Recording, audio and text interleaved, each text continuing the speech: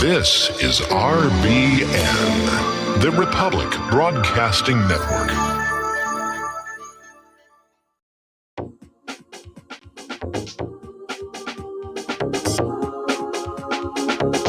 What really happened with your host, Mike Rivero, because World War III is a really bad idea. Here is your host, Michael Rivero. And aloha, America. Welcome to our show today. It is Friday, December the 13th. For all you Triskaidekaphobics out there, happy Friday the 13th. And of course, the superstition about Friday the 13th, it was on this day in the year 1307 that the Knights Templars all across Europe were arrested simultaneously by agents of King Philip the Fair, who owed a tremendous amount of money to the Templars that he couldn't pay. So his way of solving his debt problem was to basically hang the bankers. And the only place that Philip the Fair's orders were not carried out was Scotland and Portugal. And good thing in Portugal, because one of my ancestors along the Portuguese line of the family was a master of the temple. And had Philip the Fair gotten to this guy, I wouldn't be here. Somebody would be here, wouldn't be me. Okay, so we're going to get into it. The phone lines are open, 800-313-9443. Mike is on our control room, ready to answer the phone, put you on the air with your comments and questions. I don't know about you. I'm kind of glad the week is over. We need the weekend off. You know, we only have one more shopping week before Christmas here, and we're still not quite done with any of this stuff that needs to go. And one thing I'm really glad about is finally, the House Judiciary Committee got through their process. I mean, they basically adjourned last night about midnight, after everybody just kept saying the same thing over and over and over again. It was an endless repeat. They got together this morning, and a lot of people are saying the Democrats were just stalling in the hope that they would get better media coverage of the vote.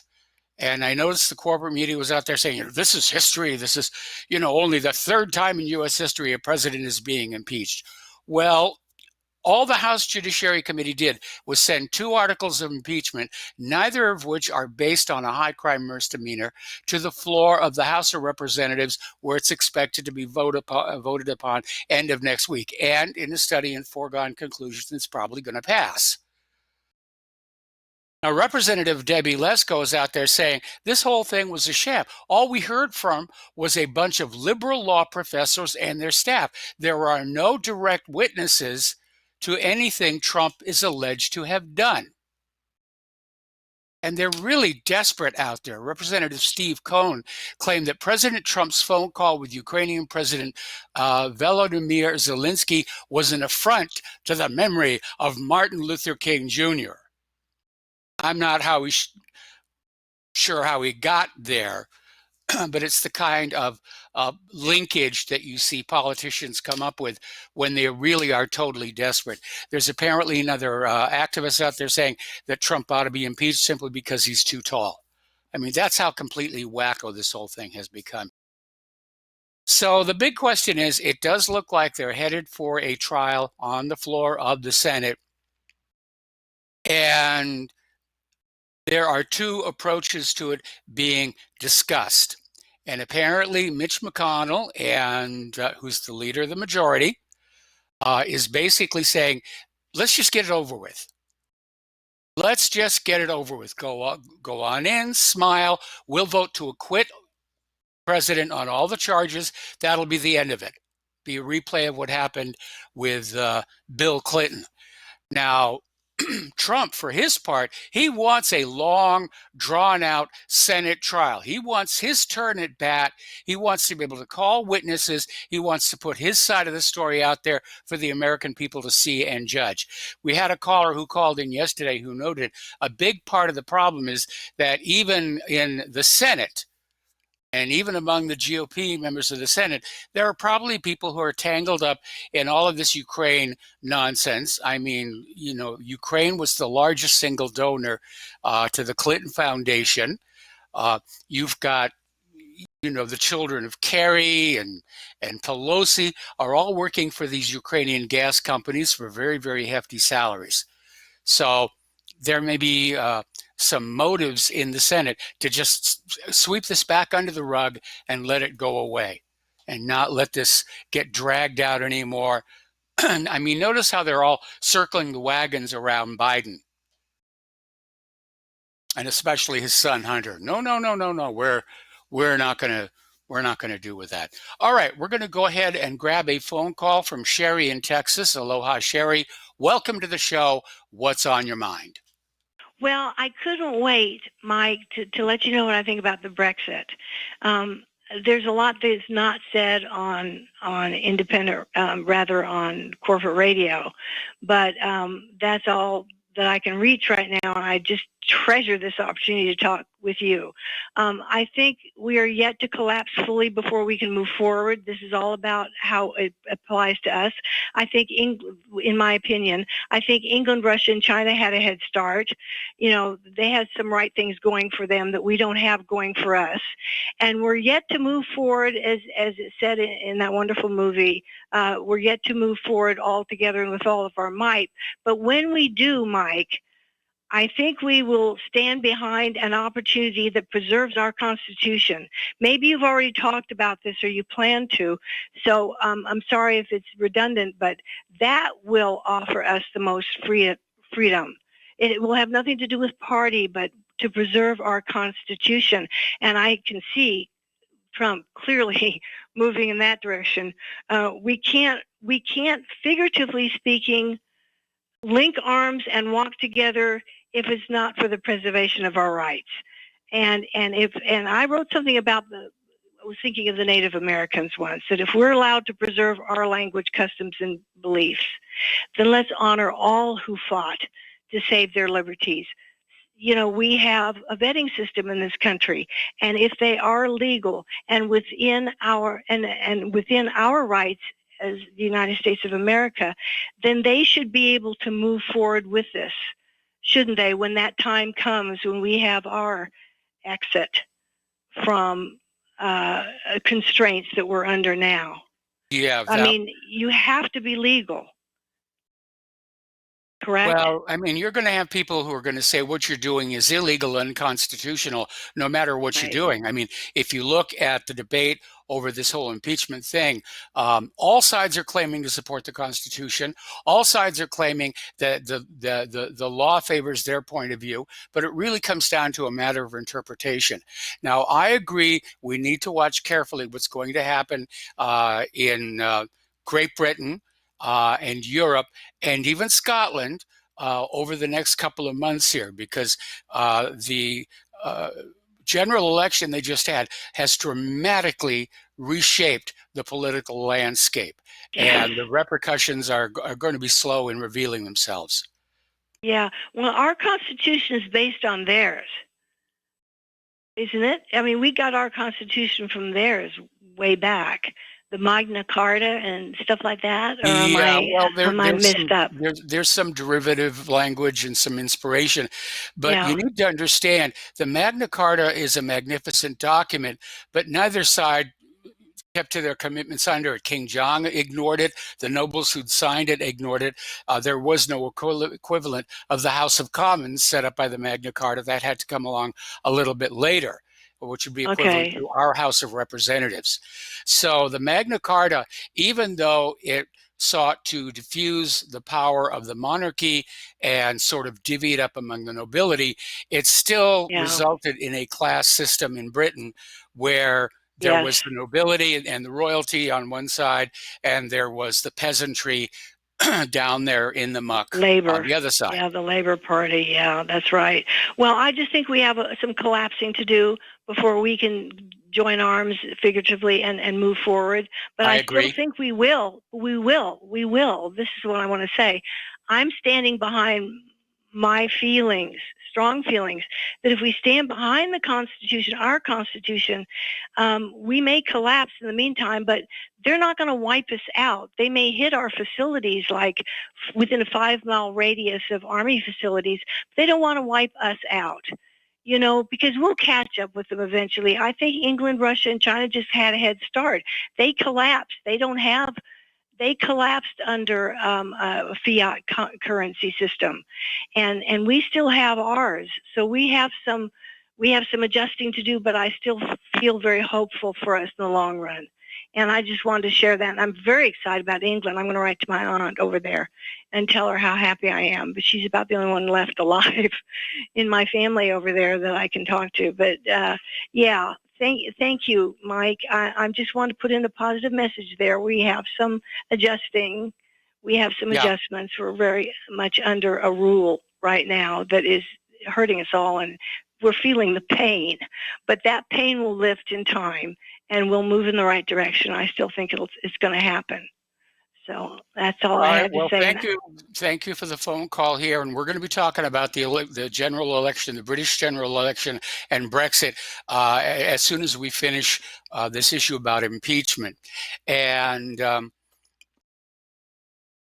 this thing could still fail on the House floor and never get to the Senate, because apparently more and more Democratic representatives are becoming aware that voting in favor of impeachment might cost them their job next election. And a lot of them are getting that sensation from the British general election, where all of the traitors, if you will, the people who were supposed to be supporting Brexit and switched over to the remaining side, they all lost their seats in the election. Not one of them kept their seat. And the voters have sent a clear, unequivocal message to Parliament. And it looks like at least some of the Democrats in the House of Representatives are paying very, very close attention. Because you don't just tell the voters to go, jump in a lake somewhere and not expect a repercussion. So, So apparently, knowing that the Senate is going to probably acquit Trump on all of these charges, there are some statements coming out of leading Democrats clearly indicating they're just going to impeach him again. They're literally going to just keep on impeaching this guy and try and wear him down and get him out of there to make way for Hillary the First, Empress of planet Earth. All right, we're going to do a shout out now to our Honor affiliates who are just now rejoining our network. All righty. So, already mentioned this, more and more vulnerable House Democrats are getting spooked and worried that they're going to find themselves on the unemployment line in these very difficult economic times if they vote to impeach the president, because polls are now showing the American people are strongly opposed to removing the president. We're all disappointed in him. I'm not a rah-rah Trump, fan. I'm not wearing the hat or the T-shirt or any of that other stuff. But I support the Constitution and the rule of law over the rule of powerful individuals. And this whole impeachment situation, ever since Trump won that election and Hillary became this bitter old witch who can't let go of it, we have seen the Democratic machine try and basically undermine and subvert and pervert the rule of law in this country. And that is simply intolerable. All righty. Now, Democrats are still out there with the talking point. They have to impeach President Trump because the founding fathers of this country feared a king, feared the rise of a king or dictatorship. That part is true. But they're leaving out another part of it, which was that the founding fathers feared the tyranny of the legislature as well. And amazingly enough, in the Mel Gibson movie, The Patriot, during the early debate about the levy, about joining the revolution. There's an oblique reference to this. Can you tell me what the difference is between one tyrant 3,000 miles away and 300 tyrants 10 miles away? So a lot of good scholarship on the reader there. That was an issue when they were forming this country. How could we be sure the government would, in fact, keep itself in check? And what we're seeing here today is exactly the sort of abuse of the system that the founding fathers were worried about, not from a king or a tyrant, but from a legislative body that has grown out of control. It's too big for its britches, and sees itself as rivaling the presidency itself in terms of authority. This last week, we've heard a lot of the Democrats talk about the separation of powers doctrine and the three co-equal branches of government. Well, again, let's go back to the original definitions. The job of Congress is to pass laws that affect the American people. Revenue bills have to begin in the House of Representatives, must be ratified by the Senate. Job of the executive branch is to carry out the will of the legislative branch. In other words, Congress passes a bill saying that everybody has to rub blue mud into their navel. It's the job of the executive branch to start running a PR campaign saying, really, your navel would look good with a little coating of blue on there. Trust us on this one. And it's the job of the judicial, the Supreme Court, to basically say, is this law in fact constitutional, or is it an unwarranted intrusion into private lives, which in the case of the blue navels, they'd probably say exactly that. But what we have here is a Congress that is trying very hard to usurp the authority of the presidency, where they will pass the laws they want to pass. The president is too scared to use a veto. And so now the real control over the government passes from the presidency to the House leadership and the Senate leadership. And they're calling the shots from behind the scenes. That's really what they want, usurpation. All right.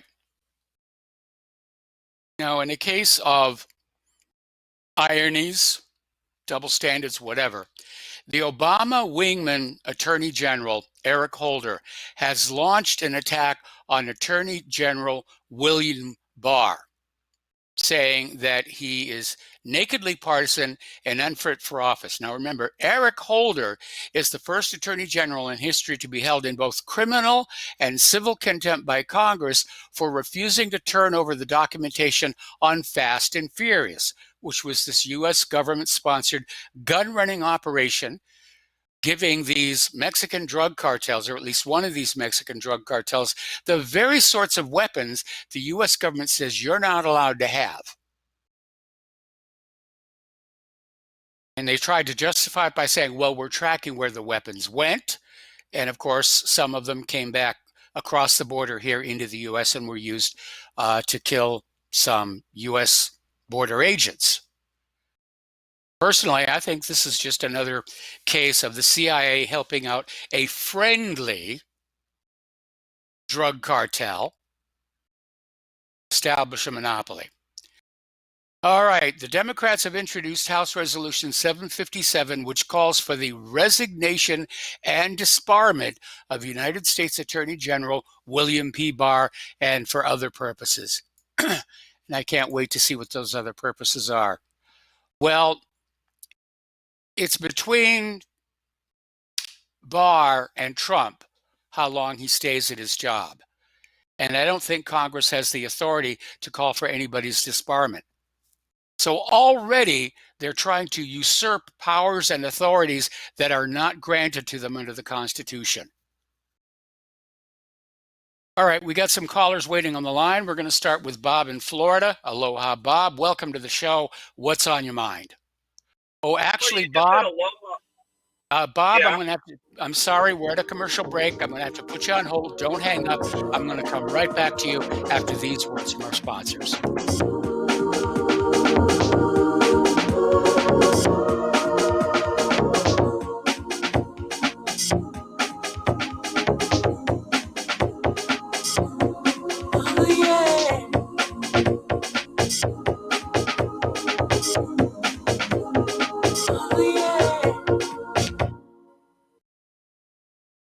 Tired of being lied to by mass media? It's growing more and more apparent today that news is received less and less through standard media outlets. Even with a growing audience every day, RBN is beginning to direct more efforts into social media. Social media and the use of the internet is fast becoming the primary source of people for news, regardless of demographic. RBN has set out to provide some of the best news on the internet through republicbroadcasting.org, and also has begun to use the tools to our advantage by way of social media. Republic Broadcasting is now operating a Facebook page to function as yet another avenue to have our collective voice reach new audiences across not only America, but across the globe as well. The Facebook page features not only news, but also an RBN player to listen to our broadcasts.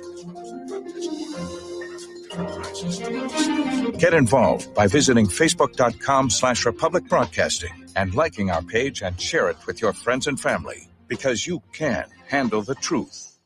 Folks, we're living in a world the likes of which we've never perceived any clearer than we do now. The plan for global governance has been in the works for generations and would have likely been achieved by now, but for the fact that the globalists left open their Achilles heel. With all their tools, Federal Reserve System, fiat currency, no child left behind, and then Common Core education introduced to our schools to dumb us down, vaccines, pharmaceuticals to lobotomize us, GMO foods, insertion of compromised or bought and paid for politicians, judges, mainstream media propaganda, all pieced together like a puzzle designed to ultimately bring the world under submission. But with all their strategy, they forgot one thing: knowledge. And knowledge is power. With knowledge, their bombardment is nullified. Folks, with that, as brilliant and knowledgeable as you've become, among the wisest audience of any radio audience in the world, and you are, I want you to take a moment to reflect and ask yourself, how much of that knowledge did I obtain from Republic Broadcasting Network? How high has my consciousness been raised since I've been a listener? How fast am I now able to discriminate truth from fake news by being a Republic Broadcasting listener?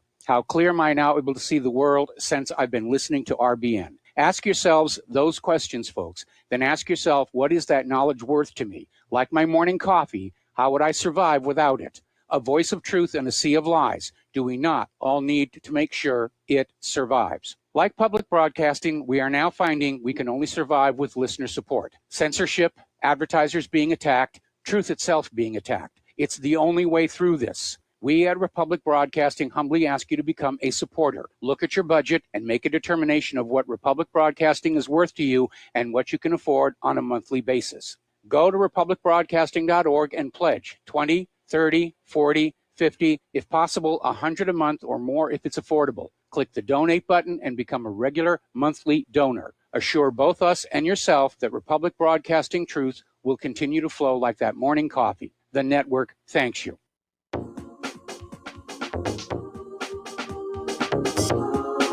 What really happened with your host, Mike Rivero. Join Mike on the air. Call toll-free 800-313-9443. 800-313-9443. And aloha, welcome back to our show. We're going to go take some phone calls here, starting with Don in Arizona. Aloha, Don. Welcome to the show. What's on your mind? Well, Mike, one of the strangest things about this whole rigmarole here with this impeachment effort is this so-called whistleblower. Everybody knows his name, but nobody's supposed to say his name, right? Yeah. What about you? Do you care if I say his name? No, go ahead. His name is Eric Ciaramella, and a lot of people have said it in the press. And I think it was yesterday, Louis Gohmert said his name, but he did not actually say he was a whistleblower. He said he read off a list of people he would like to question that should be subpoenaed.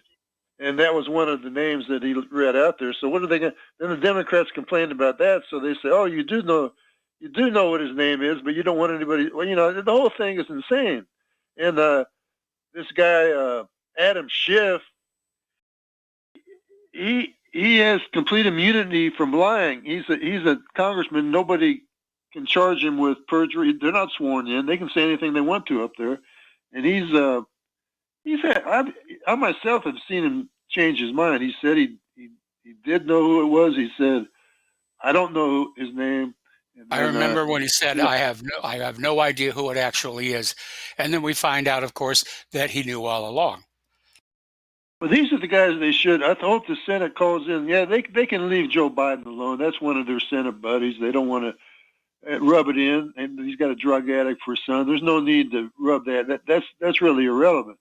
I think they might call in Adam Schiff, Eric Ciamorella, some of these people, just see how the hanky panky that went on before all this stuff, before this impeachment ball got rolling here, because it was, that's a slam that Adam Schiff. Joe Biden is over the hill anyway. He's never going to have another office.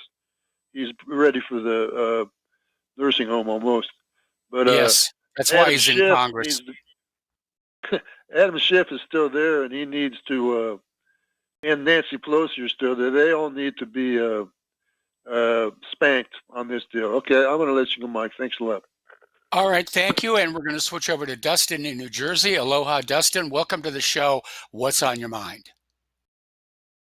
Yeah, Joe Biden at the nursing home with tens of millions and billions of dollars. I don't think so. Yeah, like he'll be treated like royalty in his home when he gets, at his age. He's still. I said yesterday, Mike. They don't wash their own clothes. They don't drive themselves to work. They don't cook their own meals. They got chefs. How many of you calling in have chefs? None, I guarantee, or maids. Yes. So it's a different world, man. That's the thing when Americans and most human beings can't figure out. There's like an oligarchy running the world. That's it. Like these. Hillary Clinton even said she haven't driven herself to work in 25 years, 30 years, whatever. These people don't know what it's like in the real world because they don't live in the real world anymore. They live in this facade with AIDS and hacks and all the rest, and the media and the military-industrial complex, and congressional complex. But Mike, I want to talk about. You talked about it yesterday. Do you think Trump converted to Judaism? Because he signed that bill, right? With making them the Jewish people not like it's a religion.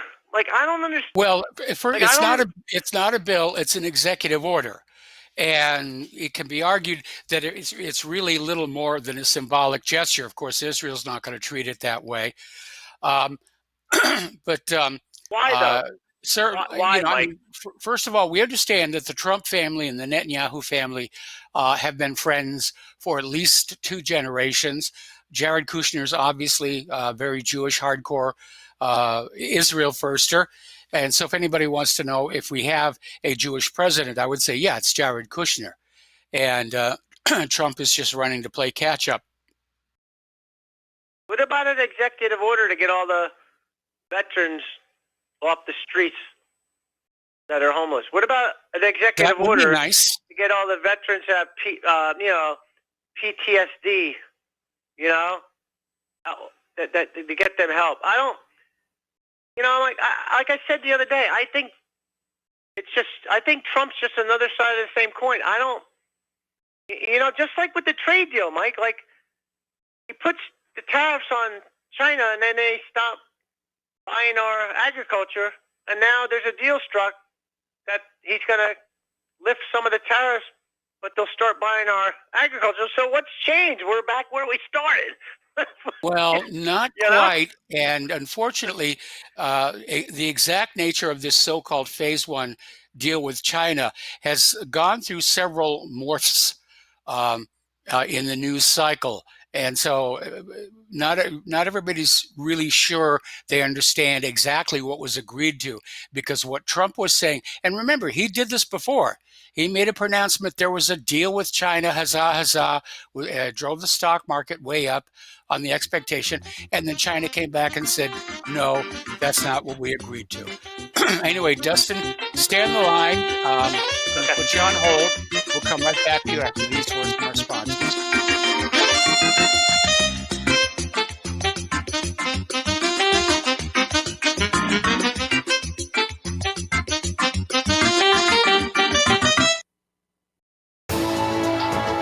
You are tuned in to the Republic Broadcasting Network. Visit our website by going to republicbroadcasting.org.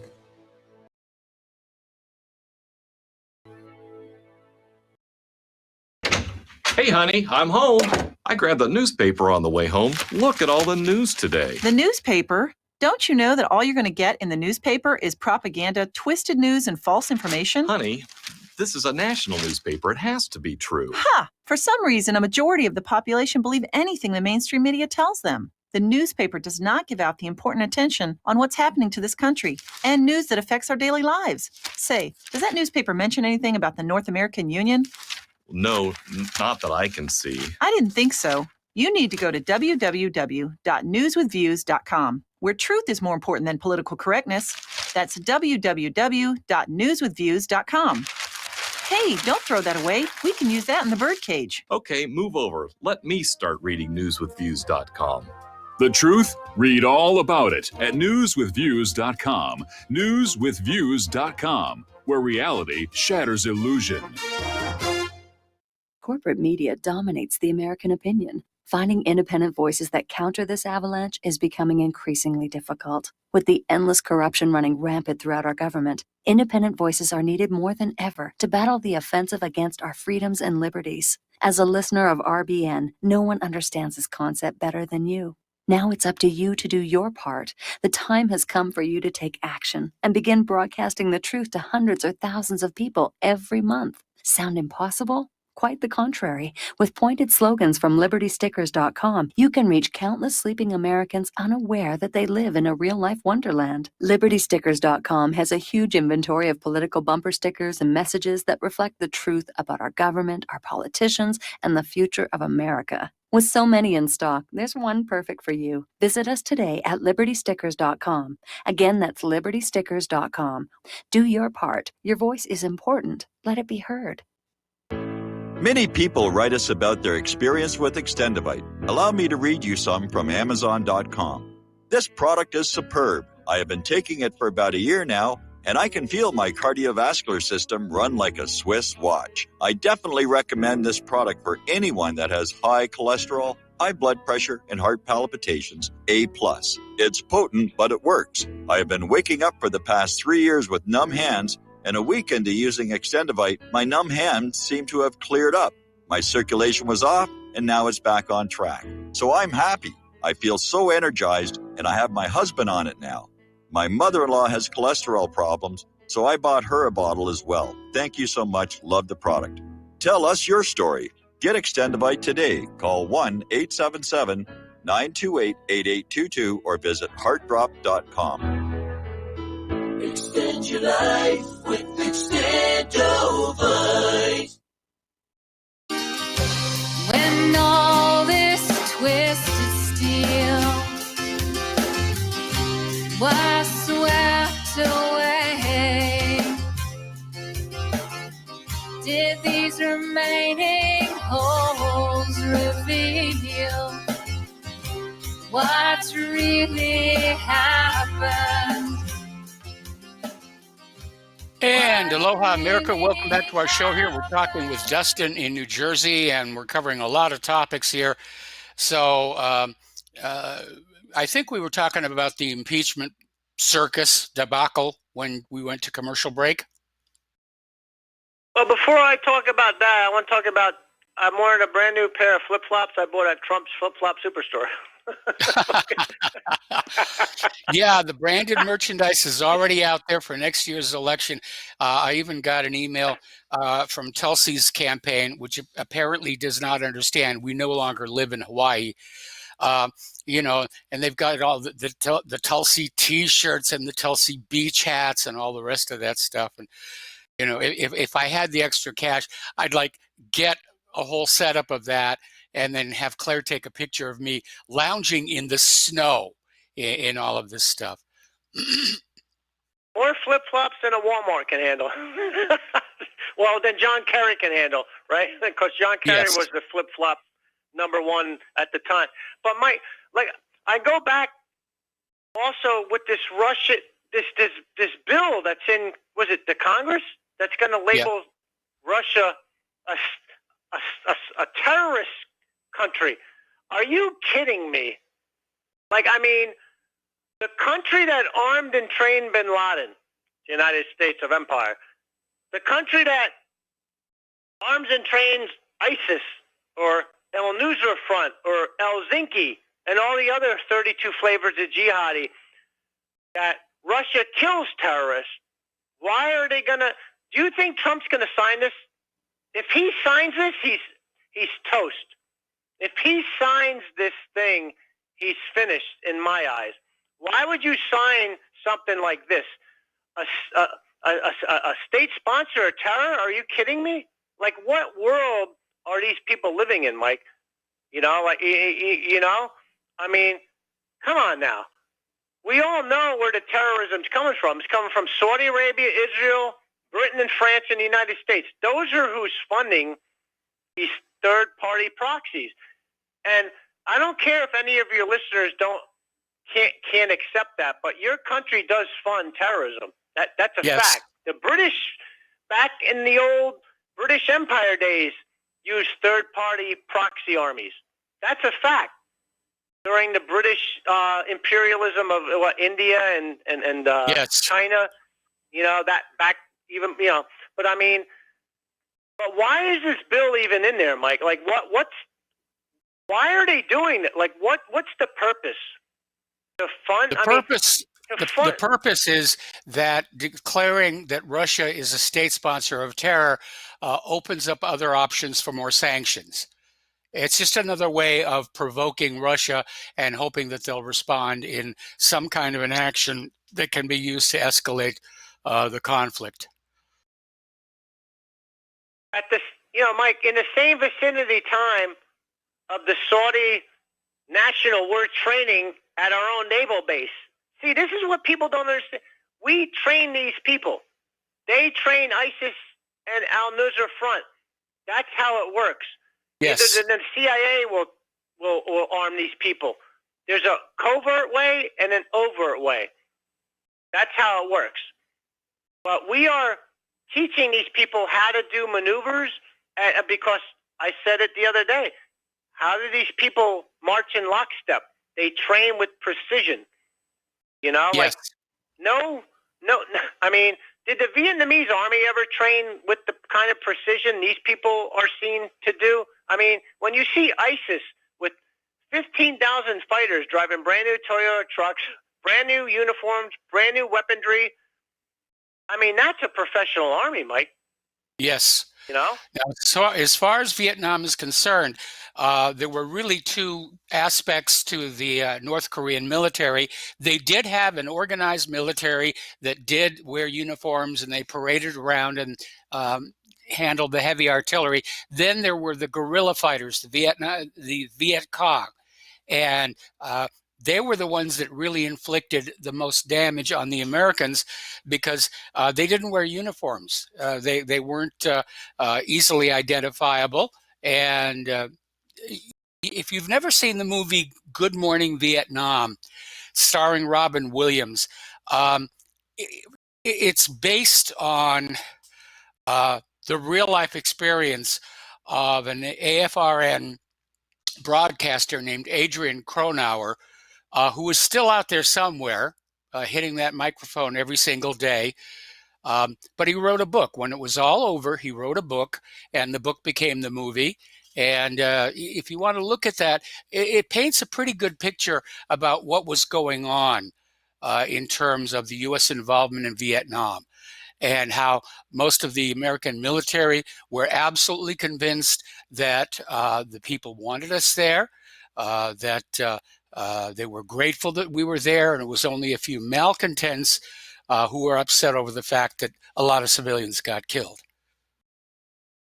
And Mike, I don't know how much time I got left, but I'm going to respond to Tom from the other day because he mentioned something about white Christian nation, all that.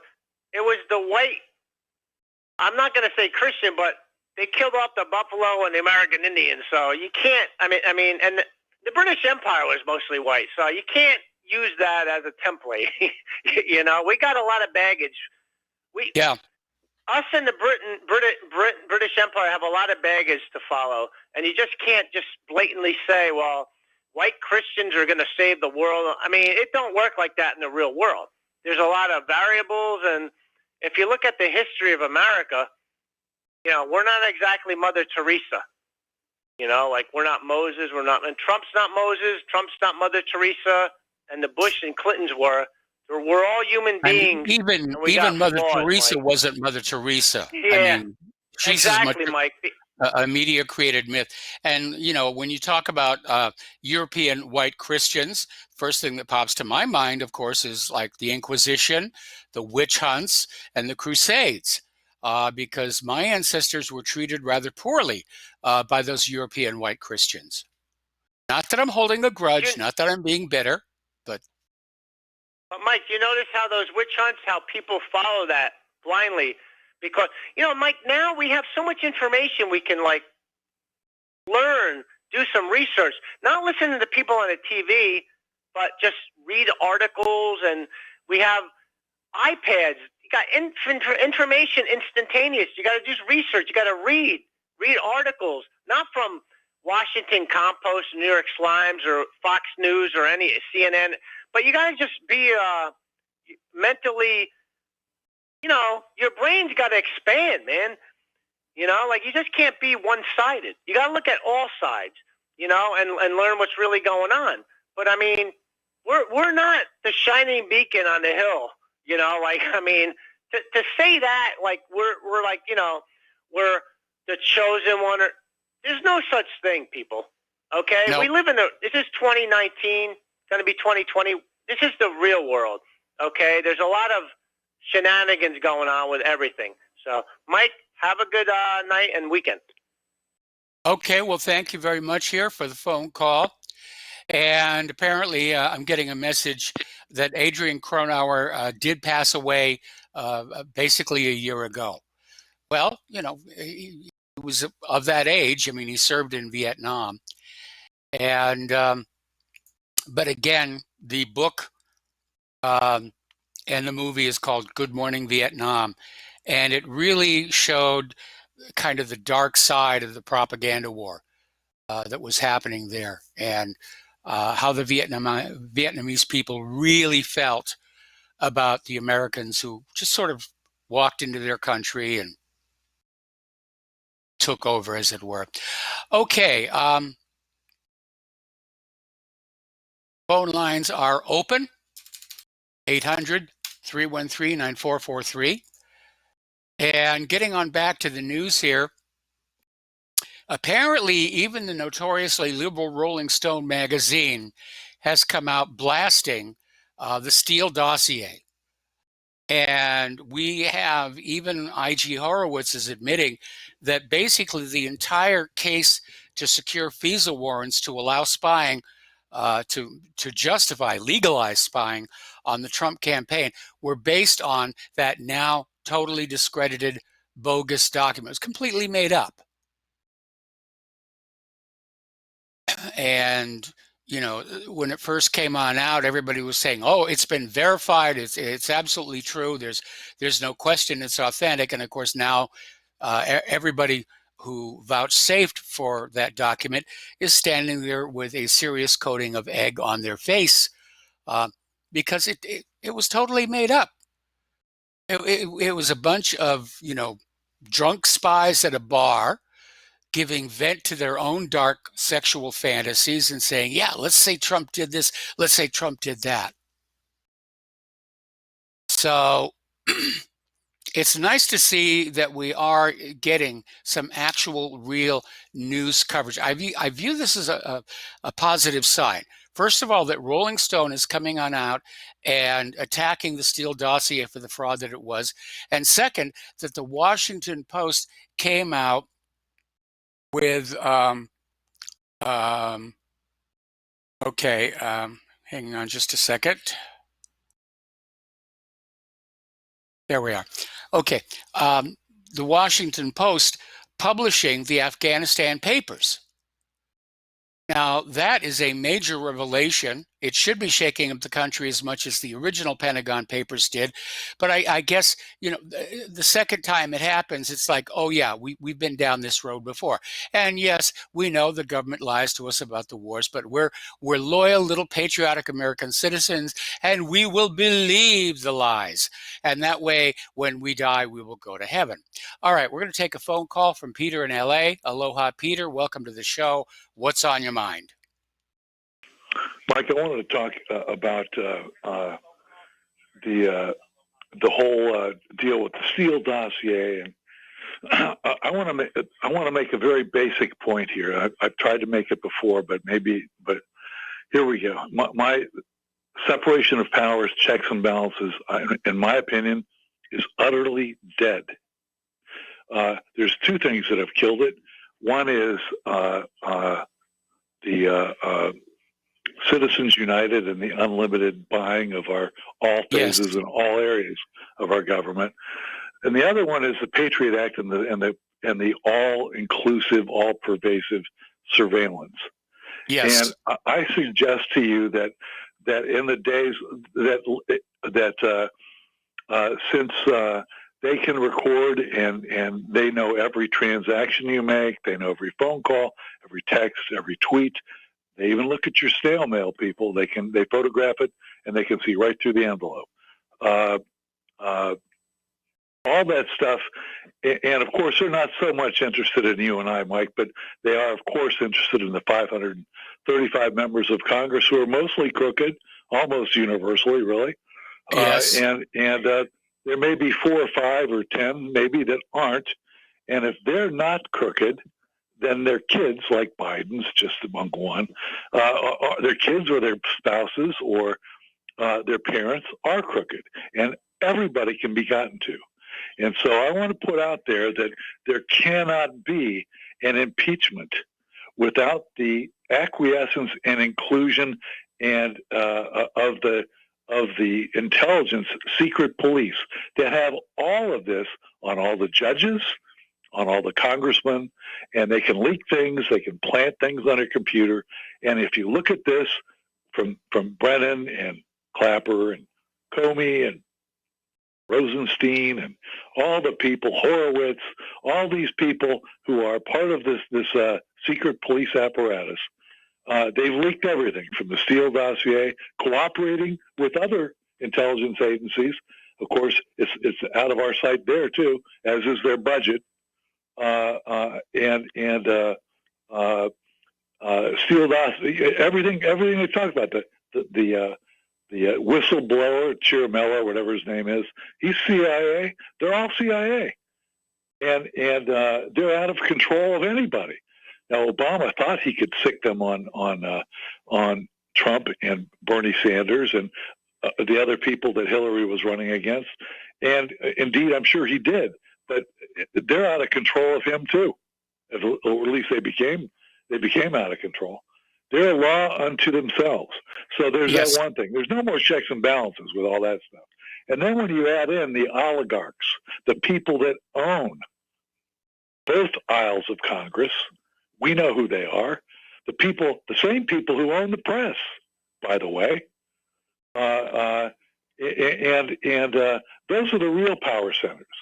It's the intelligence apparatus, it's the oligarchs, and the banks, because even the power-mad intelligence heads and sinister, blood dripping from their fangs intelligence heads, even they want to be rich. And you know what? There's only one place to go for that. That's the people who print the money out of nothing. So those are the three power centers: the oligarchs, the blood dripping from the fangs, national security and intelligence guys, and I'm sorry, what was my third one? I'm losing it here. The guys who print money out of thin air.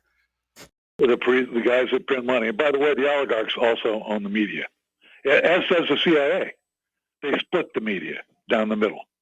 I don't know what you would call it's not that friendly. There's a lot of faction fighting going on in there, and I got to see some of it. back when I was first trying to go public with my discoveries on the Vince Foster case. And all of a sudden, I could tell there were all these strange tensions going on. It was very obvious that people who were working in the media, even back then, were under a tremendous amount of pressure to conform, to not report certain things, to basically toe the company line. And again, back then, most people were still naive enough to believe that the corporate media was telling you the truth. It's like that commercial that we run here for News with Views, where this guy's saying, this is a national newspaper, it must be the truth. Well, no, it isn't. And you only need to go back and look at some of the abuses from history, like the Hearst newspapers helping to sell the Spanish-American Wars, to understand that the media's job is not to inform you, but to control you. Anyway, Peter, we got to take a break for commercials. Thank you for the phone call. We'll be right back after these few words.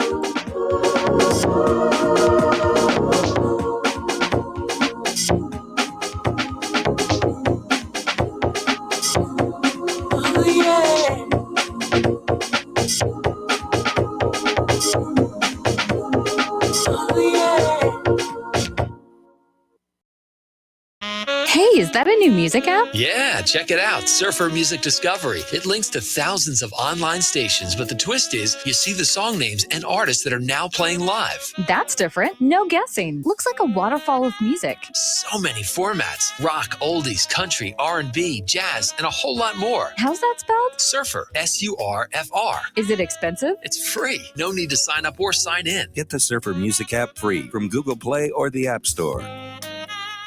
So, you love talk radio? Then you'll love TalkStreamLive.com. TalkStream Live is always on, 24/7, with the best streaming talk shows. Find your favorite talkers and discover some new ones. It's free, readily available online or on mobile with any smartphone or tablet. Finding your favorite talk shows all in one place has gotten a whole lot easier. Just go to TalkStreamLive.com. Be sure to download the free apps from Google Play or the iTunes App Store.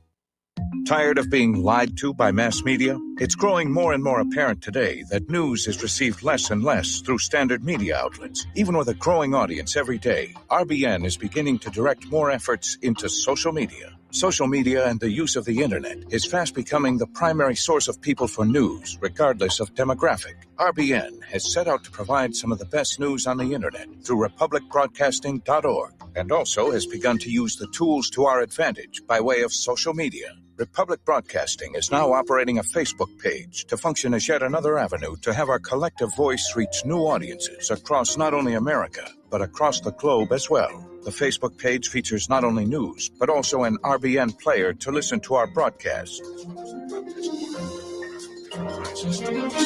Get involved by visiting facebook.com/Republic Broadcasting and liking our page and share it with your friends and family, because you can handle the truth. Don't regret growing old. It's a privilege denied to many. Heart disease is taking our youth from us. Young people in their 30s, 40s, 50s, and beyond are dying needlessly. One of the hardest messages I've ever had to deliver is to convince people that something natural like Extendivite should be taken as a preventative measure. I'm sure you heard an ounce of prevention is worth a pound of cure. Extendivite is that ounce. Take Extendivite for 1 year and see what your doctor has to say and how much better you feel. Herbs take time to address the problem. It took years of life to have a problem. Give Extendivite 1 year to fix the problem. Don't wait until it's too late. Call 1-877-928-8822 or visit heartdrop.com or visit us on Amazon. Extend your life with Extendovite. We the people, in order to form a more perfect union, establish justice, ensure domestic tranquility, provide for the common defense, promote the general welfare, and secure the blessings of liberty. to ourselves. And aloha, America. Welcome back to our show here. And it is often said that those who dare greatly will achieve greatly. And there's also the risk you could fail greatly. I think it was Teddy Roosevelt wrote this sort of prose, if you will, called Arena, where it's easy to sit back and criticize and say it could have been done better this way, but that really the credit is to that person who stepped up into the middle of the arena and actually fought the fight. And in this case, we're talking about Prime Minister Boris Johnson, who took a major gamble. Right now, Parliament has been deadlocked on the issue of leaving the EU, and Boris Johnson called for a general election in the hope of increasing his majority in Parliament. And boy, did it pay off. And he went back into Downing Street. Tory landslide sweeps Britain. All the Brexit defectors lost their seats. All those members of Parliament who had betrayed their constituents by saying, well, we're going to remain. It really would be best for all concerned. Now, Boris Johnson has already had the required ceremonial visit with the Queen, which every time there's an election, whoever comes out on top has to go meet with the Queen and kneel before her and ask for her permission to form or to continue the current government. And the Queen will, well, let's put it this way. In no time in modern history has the Queen said, no, I don't like you. It's just part of the ritual of being in the British Empire. So Johnson's already gone through that.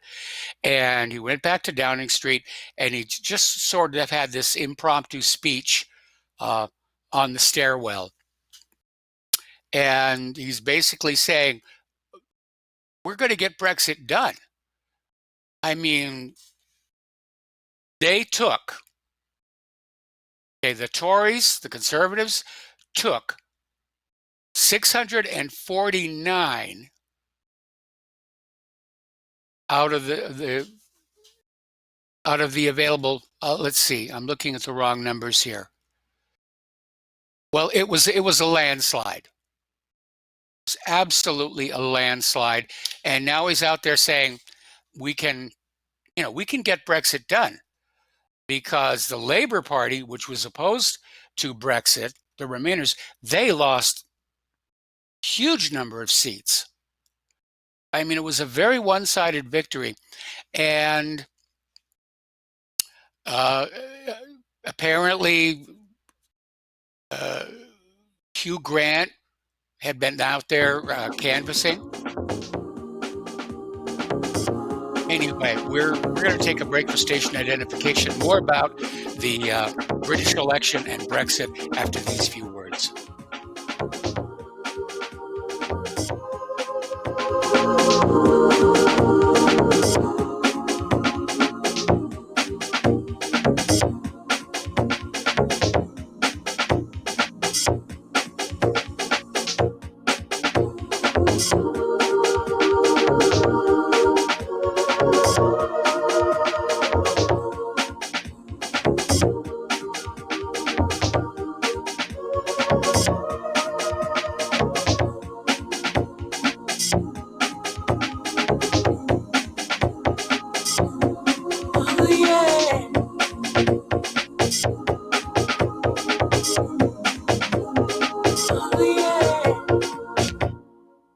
Corporate media dominates the American opinion. Finding independent voices that counter this avalanche is becoming increasingly difficult. With the endless corruption running rampant throughout our government, independent voices are needed more than ever to battle the offensive against our freedoms and liberties. As a listener of RBN, no one understands this concept better than you. Now it's up to you to do your part. The time has come for you to take action and begin broadcasting the truth to hundreds or thousands of people every month. Sound impossible? Quite the contrary. With pointed slogans from LibertyStickers.com, you can reach countless sleeping Americans unaware that they live in a real-life wonderland. LibertyStickers.com has a huge inventory of political bumper stickers and messages that reflect the truth about our government, our politicians, and the future of America. With so many in stock, there's one perfect for you. Visit us today at LibertyStickers.com. Again, that's LibertyStickers.com. Do your part. Your voice is important. Let it be heard. You're listening to the Republic Broadcasting Network, because you can handle the truth.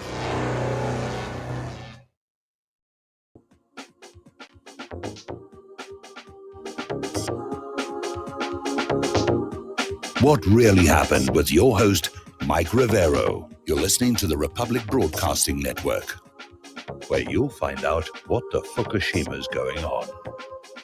And aloha, America. Welcome back to our show, hour number 2. And before we get back to the British election and Brexit, we're going to take a couple of phone calls, starting with Steve Elkins. Aloha, Steve. Welcome to the show. What's on your mind? Well, correct me if I'm wrong, but I think I heard the Democrats talking about they'd like to sit down and talk or interview or interrogate, I guess, Rod Rosenstein. And understanding he's a Republican, not necessarily a Republican. He's probably a rhino, Republican in name only. What do you think they may get out of him that they could use against Donald Trump? What do you think what's going on there? Well, at this point, it's a fishing expedition to no point, because unless they're able to find something really major, they can't amend the impeachment articles that have already being sent to the House. But, there's already talk about, we're just going to keep on finding reasons to launch more articles of impeachment.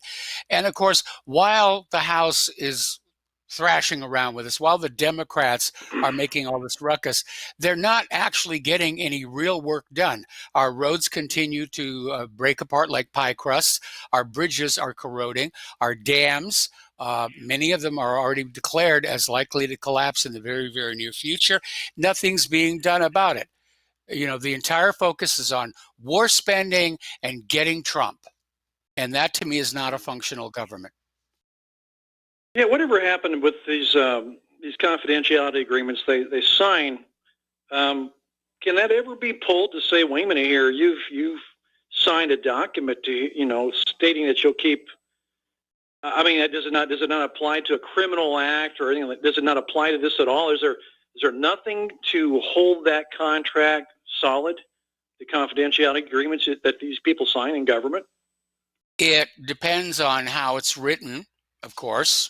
And in the course of my business over the years, I've had to sign confidentiality agreements, some of which were written to just be total giveaways, to the company that was trying to hire me. And we had to go through a couple of rounds of saying, I can't do this one. Okay, this is actually technically illegal. But the thing is, you reach a point where if there is a criminal activity involved and you're dealing with a lawful subpoena issued by the court, yes, that supersedes the confidentiality agreement. You may be opened up to a civil lawsuit, but your only defense is going to be to go before the court and say, I had to respond to this lawfully issued subpoena, and therefore the confidentiality agreement should be null and void. And the outcome of that is all going to depend on who you get as a judge.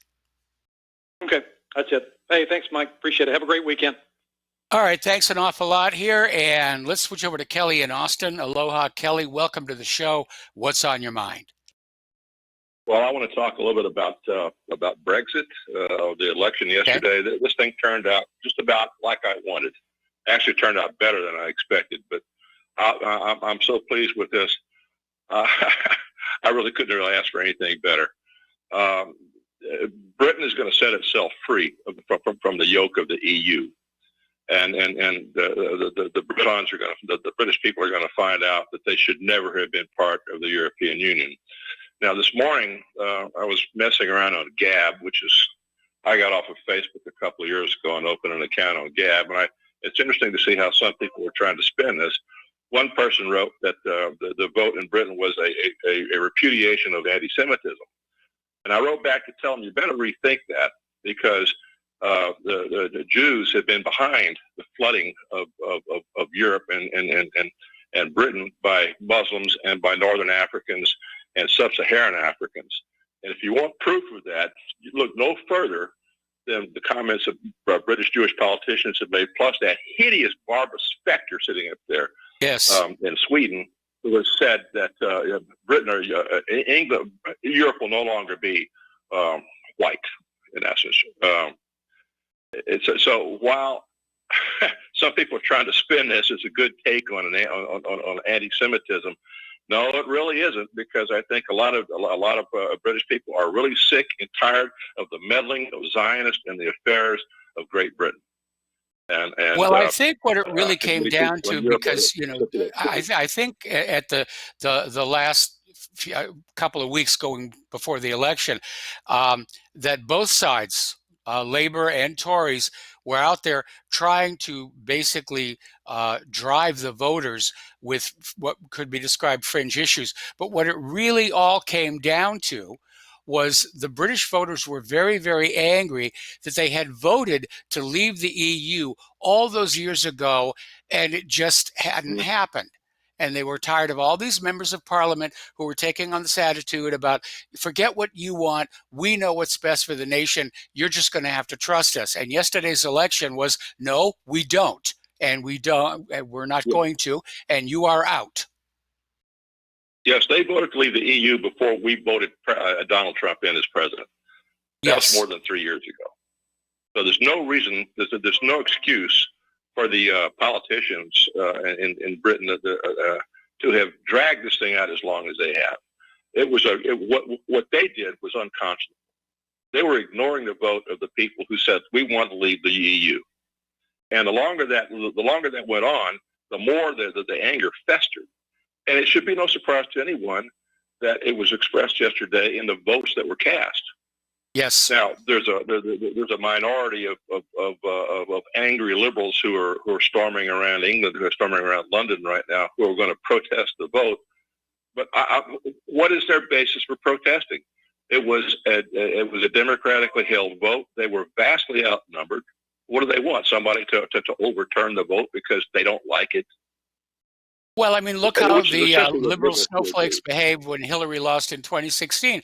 That's exactly how they behaved. They wanted the rules changed retroactively so that the election was a popular vote without the Electoral College. They went out and they rioted. They trashed cities that had actually voted for Hillary. It was completely mind-bendingly out of control. And yeah, that's exactly the way the liberals like to think. Yeah, I'm going to make one other prediction there. I think right now that Macron and Merkel are looking over their shoulders because that vote, I think, just had them surprised. I don't think that they thought that the vote would go the way that it did. And I'm going to predict that from this point on, you're going to see the Gilets jaunes in Paris, that their riots escalate. Because the message that they were sent from Britain is that you don't have to put up with this nonsense. They're tired of Macron and his elitist attitude, and I think that the Gilets jaunes are going to say we've had enough. You leave. Yes. His life in politics may not be very long, and Merkel is the same. Those two hideous characters just got to be thrown out of politics in Western Europe because those two people, with respect to Western Europe, exclusive of Great Britain, are largely responsible for what has happened in Europe over the last 4 or 5 years with the flooding of Europe by migrants from the Middle East, from North Africa, from Sub-Saharan Africa. They have got to go. And I think yesterday was a clear signal that their days in office are numbered. I would say so. I think, first of all, I can't see the EU as a whole holding together with Britain now getting ready to leave. And Boris Johnson is saying could happen in as short a time as a month. He's got the votes in Parliament to drive this thing through. And what's going to happen is Germany's going to all of a sudden realize that they are carrying the sole financial burden of supporting the entire EU. Now, up until That's what I told you. That's what I told you yesterday when I called. Yeah, and Germany can't shoulder that burden. And look, there are a lot of Germans who don't like the EU. So there's going to be a lot of pressure on Germany to walk out of that. I think Italy's out the door too. I think the next two out the door are Italy and Germany, and France may hold on as long as Macron can hold on to his seat up there, but that can't be very long either. That's not more than a couple of years at most. Well, I anyway, think this is Italy, very good news. Yeah, it's very, Europe very can go good back news. to Europe, I think. Yeah, I think it's high time that happened, and definitely need to close those borders. And again, take Europe back to being Europe instead of trying to turn the entire planet into a giant melting pot. Because it makes for good political speeches, but it's never really worked out. Even in the heyday of mass immigration into the United States, when Ellis Island and the Statue of Liberty were really open for business, the immigrants still tended to cluster with their own kind, which is, even today, we still see it. In large cities, there'll be a section that's dubbed a Chinatown and Little Italy and so forth and so on. And they're great places to go because you can enjoy the culture and the food. Okay. But people, by their nature, human beings don't tend to blend a lot. No, they don't. My German ancestors clustered together. In fact, in Texas, there were German-speaking communities well into the 20th century. There's a lot of German influence around this part of Indiana. A lot of German names, a lot of German food. We've got a nearby monastery that brews beer. And again, because we're still unpacking and getting out of the boxes here, haven't really had a chance to get out there and start seeing some of the local culture. But it's very clearly there's a huge German influence in this part of Indiana. Oh, there's a massive German influence across the Midwest, on down into Texas, and even in Louisiana, where I grew up in Louisiana. There were German-speaking communities around Crowley in the rice-growing region. They published their own newspapers in German up until about the 1950s or 60s, the weekly newspapers. Yes. So they held on to it. They held on to their heritage. In fact, in Texas, in Central Texas, in cities like New Braunfels and in Johnson City, they conducted business in German. Yes. Well on into the century. It wasn't really until after World War I and World War II that they began to drift away from that. But I can tell you for a fact that the German communities here in Texas held together very tightly. They were very resistant to entering World War I. They felt like they were pushed into it, and I think they were even reluctant to get involved in World War II. But they did hold together, and in the last 50, 60 years, that cohesiveness has disappeared throughout the European style cultures. And I hate to see that, because those cultures will be sorely missed down the road. I agree. In Louisiana, where I grew up, the people spoke French. I grew up hearing French. I speak French. I speak German. And people spoke. I went to school with people who spoke French before they spoke English. Yes. And that culture is being maintained. That they're holding on to it as long as they can, but it's dying out. And I just hate to see it go. Anyway, good show again today, Mike. I'm going to enjoy hearing the rest of everything. All right. Well, thanks an awful lot. We're going to let you go. We're going to do a quick shout out to our on-air affiliates who have rejoined our network. And we're going to go back to the phones to Al in Canada. Aloha, Al. Welcome to the show. What's on your mind? Hey, Mike. You're a last caller. Very interesting fellow. I'm German and French as well. Mm-hmm. Germans are everywhere. Almost every single millwright I've ever met in my life was German. Amazing. And I know it doesn't make sense, but it's actually true. So getting back to the EU, they have an annual budget of 129 billion euros. It's probably a little more now. This is a few years old. But anyway, €1 is $1.11 US. Yes. And like 10 years ago, it was like $1.44. Right? It just goes to show you how much they've inflated their currency. So the UK, it just so happens they give the EU about around €20 a year, but they get back like around 10 or 11. So what makes more sense to me is, well, cut out all those people that touch all that cash and just give them 10, and that's it. You know what I mean? Yes. It's like food. The more people that touch your food supply, the more likely you're going to get sick or die or something. You know, all the salmonella and all this jazz going around. Things need to be simple. It works best when it's simple. Yeah, I think but there's a phrase somewhere there, Mike. Complexity. Well, KISS. Keep it simple, stupid. But complexity creates jobs, and a lot of these people who handle food pass it on to the next handler. Yes, it does increase the possibility that there's going to be contamination somehow, but on the other hand, it creates employment that keeps the unions happy, that keeps the politicians happy, and it's called feather bedding, and every industry has it. It's creating jobs out of nothing. Yeah, it really does. You know, I've seen, Mike, literally food like a vegetable, a vine vegetable, go from point A to point B to right back to point A again. Yeah. Into the supermarkets. You know, like, as far as 4-hour drive by transport truck, and they throw away the packaging that this product came in. They peel off the stickers. They sort out, by that point, you know, some have maybe have gone bad or the stem's missing. Let's say it's on a pepper or something. But anyway, they'll regrade it all. They'll put it in a box, and then it gets shipped back out to like some supermarket somewhere, at point A. And they call that job creation. Doesn't that fly in the face of trying to like stop the CO2 thing?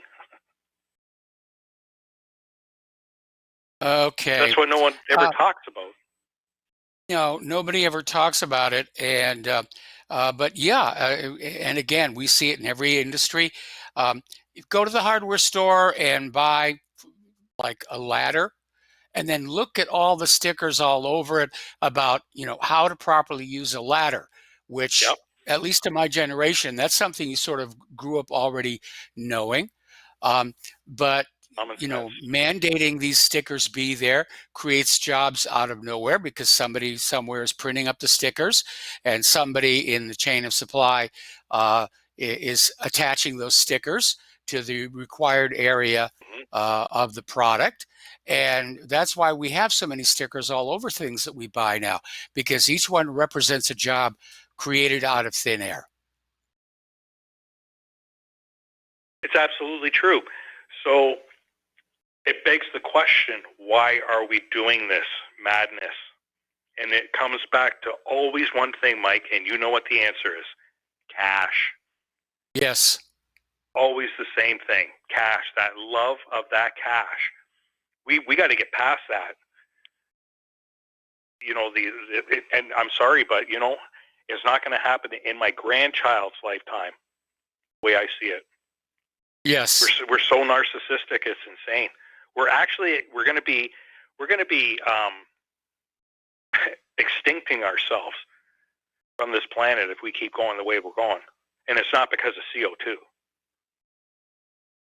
No, it isn't. Because of CO2. Quite likely to be radioactive fallout here. I'm watching the Fox News feed. All right, thank you. And even they are commenting on the fact that liberals in this country were taken aback by the conservative landslide in the British election. And this may spook even more of the Democratic liberal representatives to not vote in favor of impeachment. And right now, Nancy Pelosi is perilously close to not having enough votes to carry the motion. So this is still exciting to watch. Okay, we're going to take a commercial break. We have another caller waiting on the line when we get back from these few words.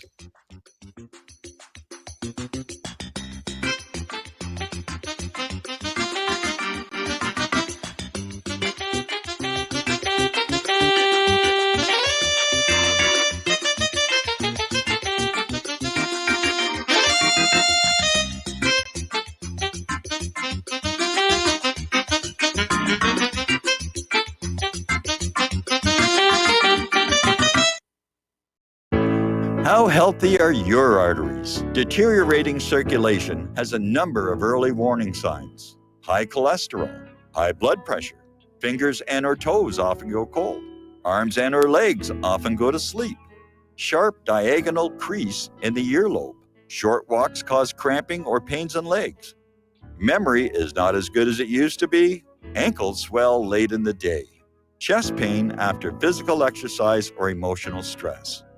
If you experience even one of these symptoms, your circulatory system is crying out for attention. Extendivite is a natural solution to help improve your overall health. Extendivite is not your average heart tonic. To order, call 1-877-928-8822 or visit heartdrop.com or find us on Amazon. Extend your life with Extendovite.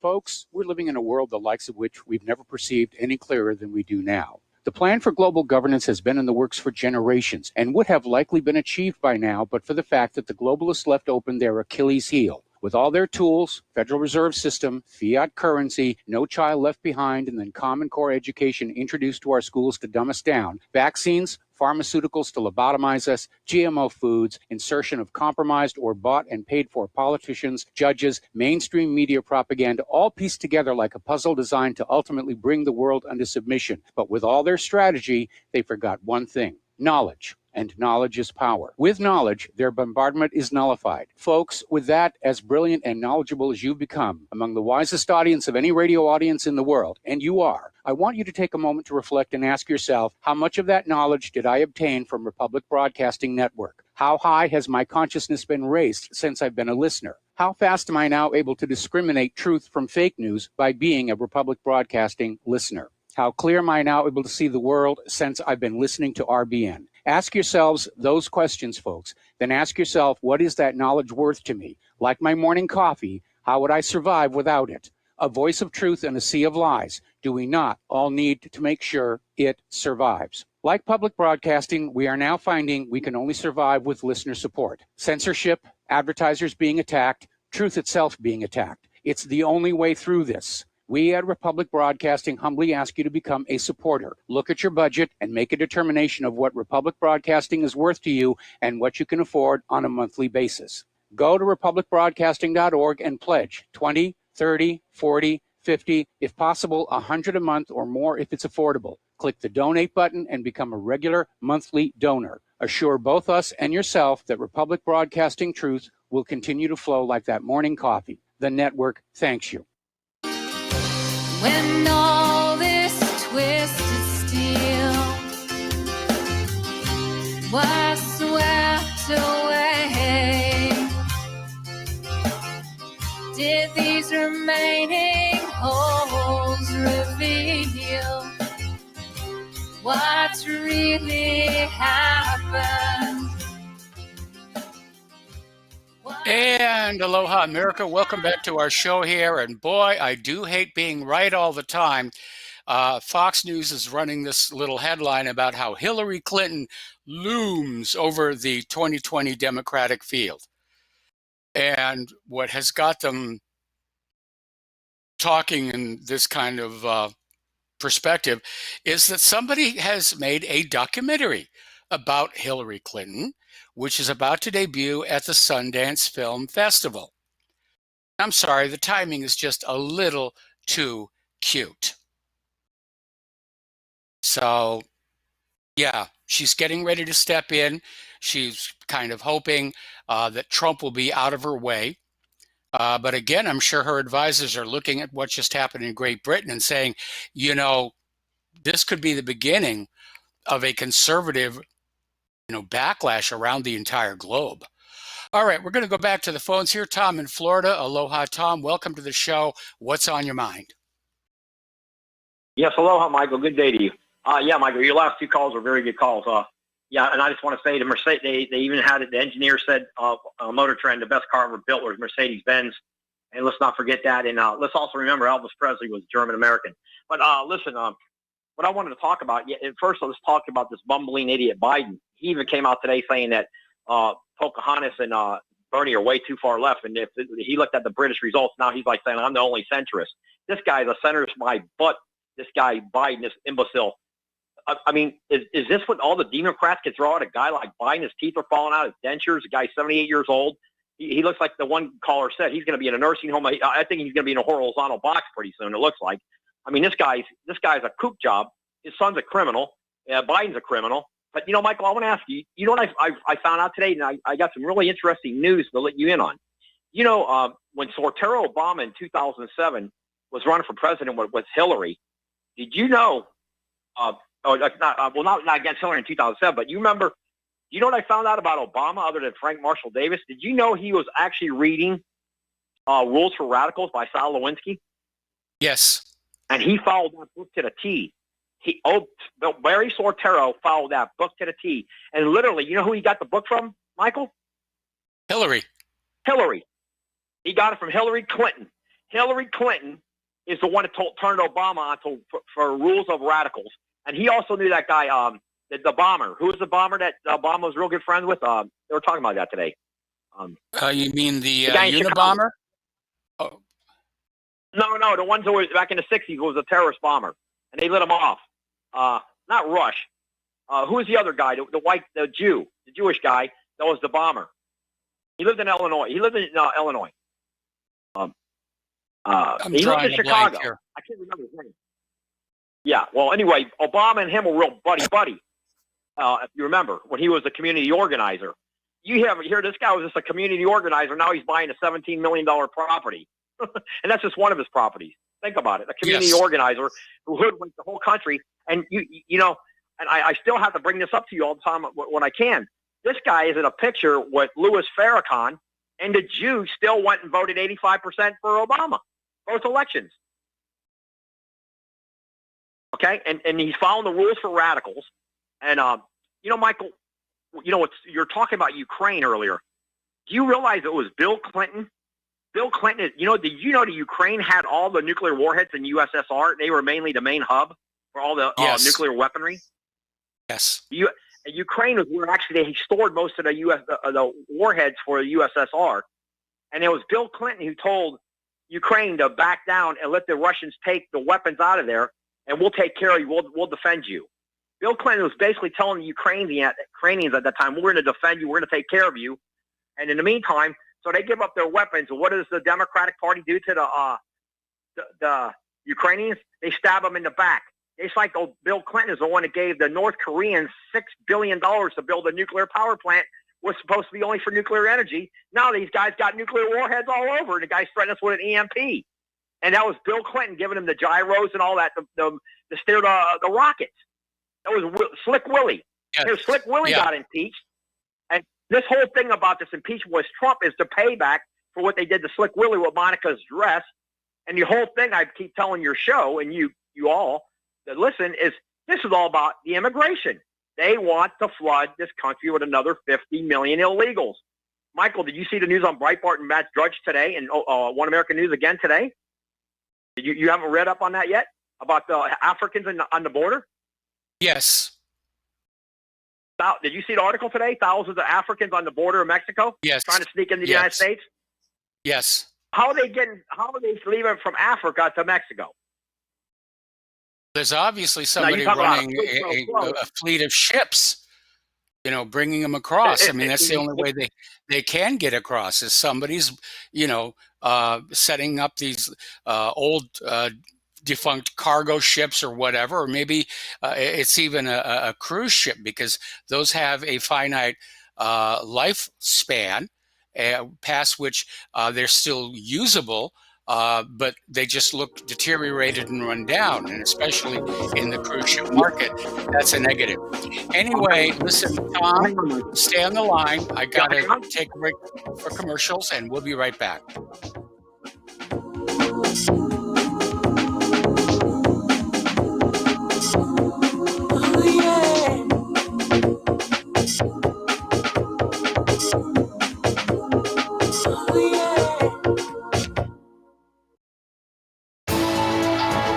You are tuned in to the Republic Broadcasting Network.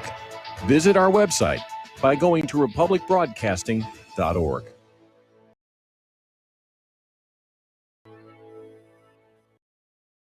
Hey, honey, I'm home. I grabbed a newspaper on the way home. Look at all the news today. Don't you know that all you're going to get in the newspaper is propaganda, twisted news, and false information? Honey, this is a national newspaper. It has to be true. Ha! For some reason, the majority of the population believe anything the mainstream media tells them. The newspaper doesn't give out the important attention of what's happening to this country and news that affects our daily lives. Say, does that newspaper mention anything about the North American Union? No, not that I can see. I didn't think so. You need to go to www.newswithviews.com, where truth is more important than political correctness. That's www.newswithviews.com. Hey, don't throw that away. We can use that in the birdcage. Okay, move over. Let me start reading newswithviews.com. The truth? Read all about it at newswithviews.com. Newswithviews.com, where reality shatters illusion. Tired of being lied to by mass media? It's growing more and more apparent today that news is received less and less through standard media outlets. Even with a growing audience every day, RBN is beginning to direct more efforts into social media. Social media and the use of the internet is fast becoming the primary source of people for news, regardless of demographic. RBN has set out to provide some of the best news on the internet through republicbroadcasting.org, and also has begun to use the tools to our advantage by way of social media. Republic Broadcasting is now operating a Facebook page to function as yet another avenue to have our collective voice reach new audiences across not only America, but across the globe as well. The Facebook page features not only news, but also an RBN player to listen to our broadcasts. Get involved by visiting facebook.com/Republic Broadcasting and liking our page and share it with your friends and family, because you can handle the truth.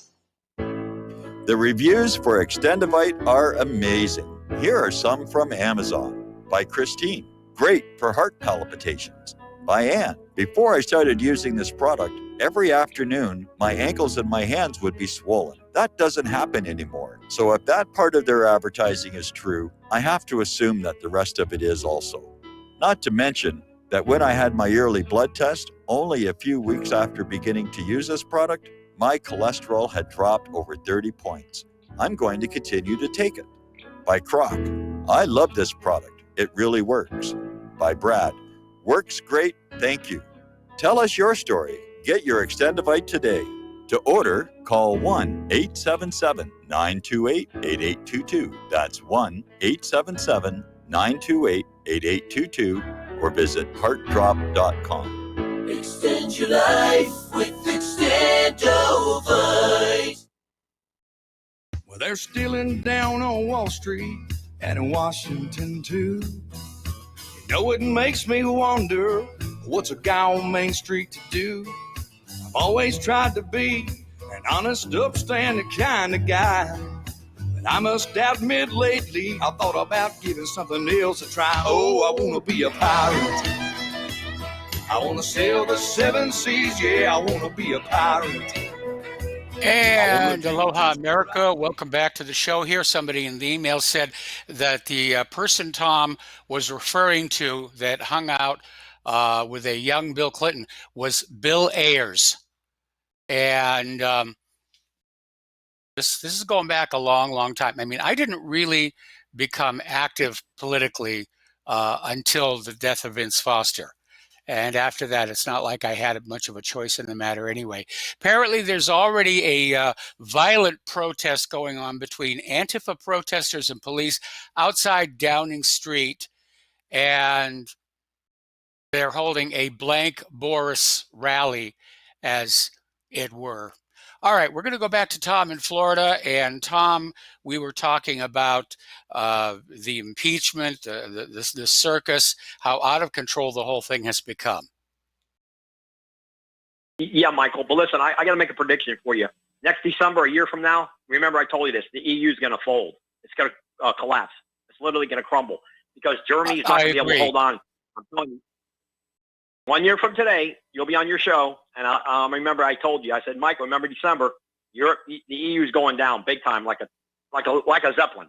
Well, let me tell you, Michael. Getting back to what you were talking about, the Africans coming from Africa to Mexico. I'm only thinking there's only one way. I was looking at the shipping lanes, and going through the shipping lanes, they'd have to either go to Santo Domingo or Haiti to get around. Of course, you got to go around Florida. And maybe even Cuba, you either go, maybe they stop off in Jamaica, and from Jamaica, they're taking them over to Mexico. Because I don't see how these Africans are getting over to the Mexican border unless maybe they fly over there. But if they take the shipping lane, that's a long shipping lane to go to get to Mexico from Africa. So maybe you're right. Maybe that's what they're doing. You're using these cargo ships to smuggle them in. But still, somebody's dropping the ball in Mexico, knowing, hey, wait a minute, why are these people at this coming through Mexico to the border of United States? Something's terribly wrong. And you have a great caller that calls in all the time, Miles from Maine. The guy's great. Yes. I hope he calls in your show today, and I hope he talks about what's going on in Portland, Maine. Maybe Miles can give some insight to what's going on to the rest of the callers, what's going on in the state of Maine, which Obama, Sortero, wanted to flood Maine, and he wanted to flood Minnesota to get these states totally blue.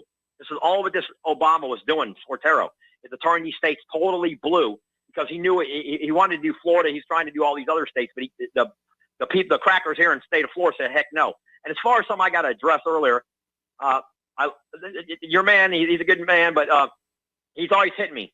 Dustin, I want to say something. You're talking about look, I don't never say the Christians were angels or nothing, okay? The people who founded this country in Europe, okay? But let me tell you something. They did settle the West, okay? They did go fight for the Jews in Europe, okay? In Japan, okay? You need to go see the movie Midway, Dustin, to understand. Maybe you go see that movie and you'll have a better understanding of what Christian males really did do. We are the ones who actually helped save this world from Nazism and all communism, Bolshevikism. So, he's hitting me all the time about the Christian males. And hey, look, I'm not saying white people are perfect. I never professed to that, but I will say this: they've done a lot to make this the greatest country. This is the greatest country in the world, and the world more safer place. If Dustin doesn't like it, why doesn't he go to the Middle East and see if he likes living with Muslims or Hindus or Buddhists or or look, you can go down to South America and you can go live with the communists. You can go to Cuba, you can go to Venezuela, you can go to Nicaragua. Those countries are the reason they turned that way because they turned away from Christianity, especially in Cuba and Venezuela. They're turning away from Christianity. I can profess to that because when you go to Cuba, there's plenty of churches, but guess what? You can't even go into churches. They got 99% of them are locked up with chains, even to this day. Or the people just don't want to go because they've been so dumbed down and brainwashed. The church is in serious trouble, and it has to do, of course, with all the out-of-court settlements for the sexual abuse, and now they've been caught in an accounting scandal, which we're going to get to a little bit later in the show. Anyway, Tom, I really like to say this to Dustin. I like Dustin to run for office in New Jersey, and I'll give him a donation. I'll give him flyers out. I'll put flyers.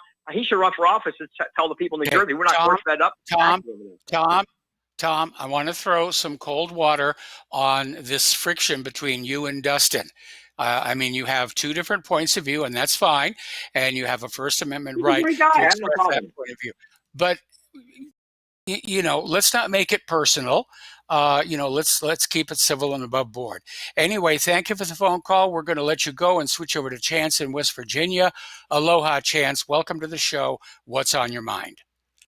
Yes, hello, Michael. I'm surprised that people haven't heard about these illegals being brought across the ocean into Mexico.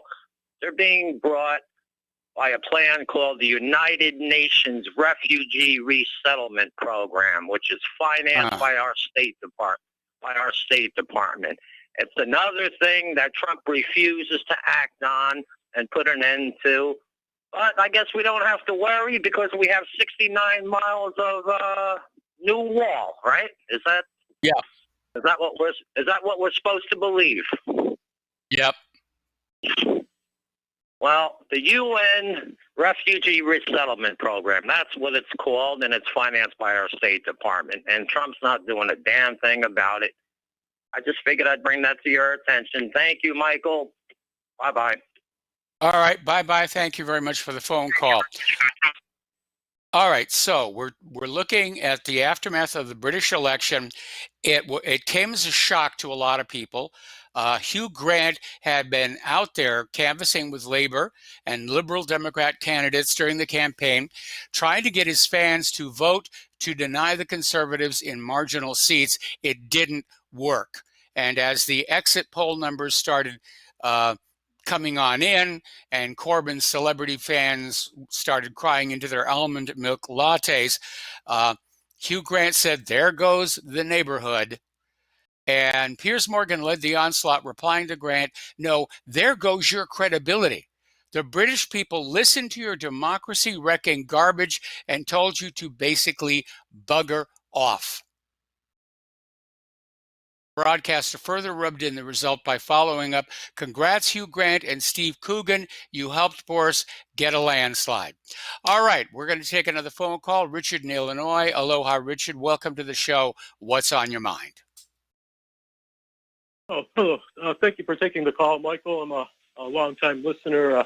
Haven't called in a number of years, though. But yeah, actually, I'm in Chicago, Illinois, mega city here. But I wanted to comment on the Trump executive order we were discussing this week. The Jews being declared a race as part of it, and then federally subsidized college campuses prohibiting criticism of Israeli actions or Israel, equating it with anti-Semitism.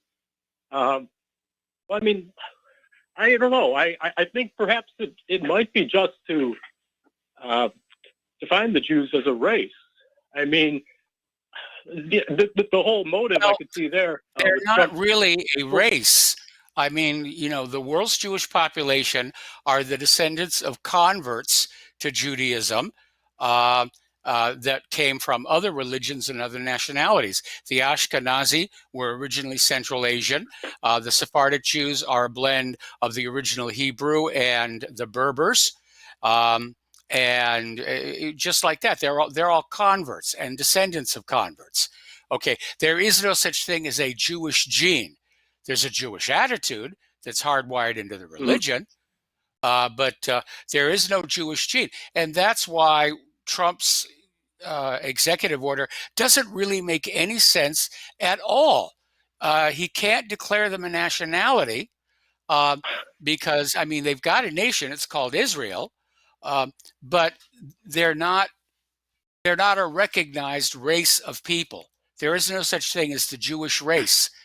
It's a fantasy, a hallucination, you know, like much of what we think we know of World War II history. Right.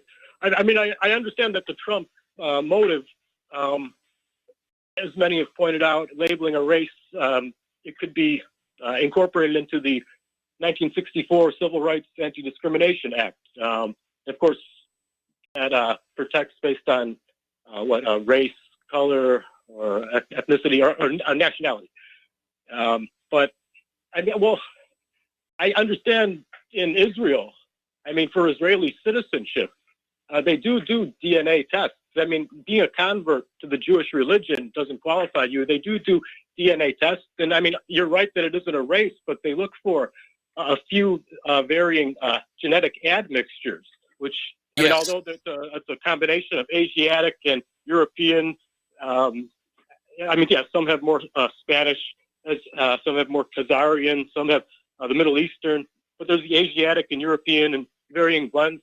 And so a few of these different admixtures, you know, they do look for DNA tests for Israeli citizenship. So, I mean, it is, though, definable, and they do look for those characteristics.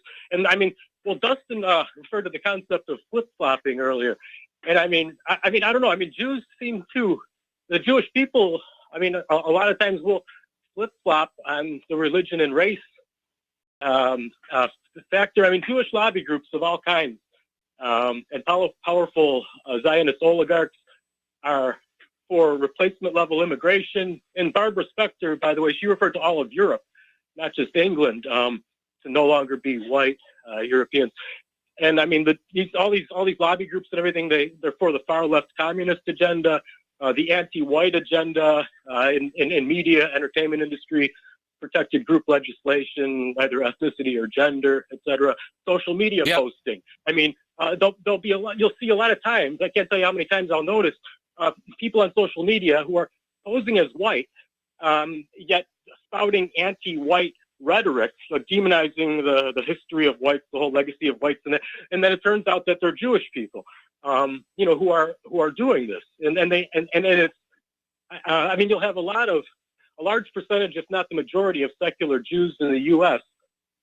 Will still go to synagogue, and a lot of them will see it as politics to some extent, identifying as Jewish sometimes because, example, like a great-grandfather who was Jewish or something. You would never see that with any other religion. Someone saying, "Oh, I had a great-grandfather who was Hindu, so I'm a Hindi."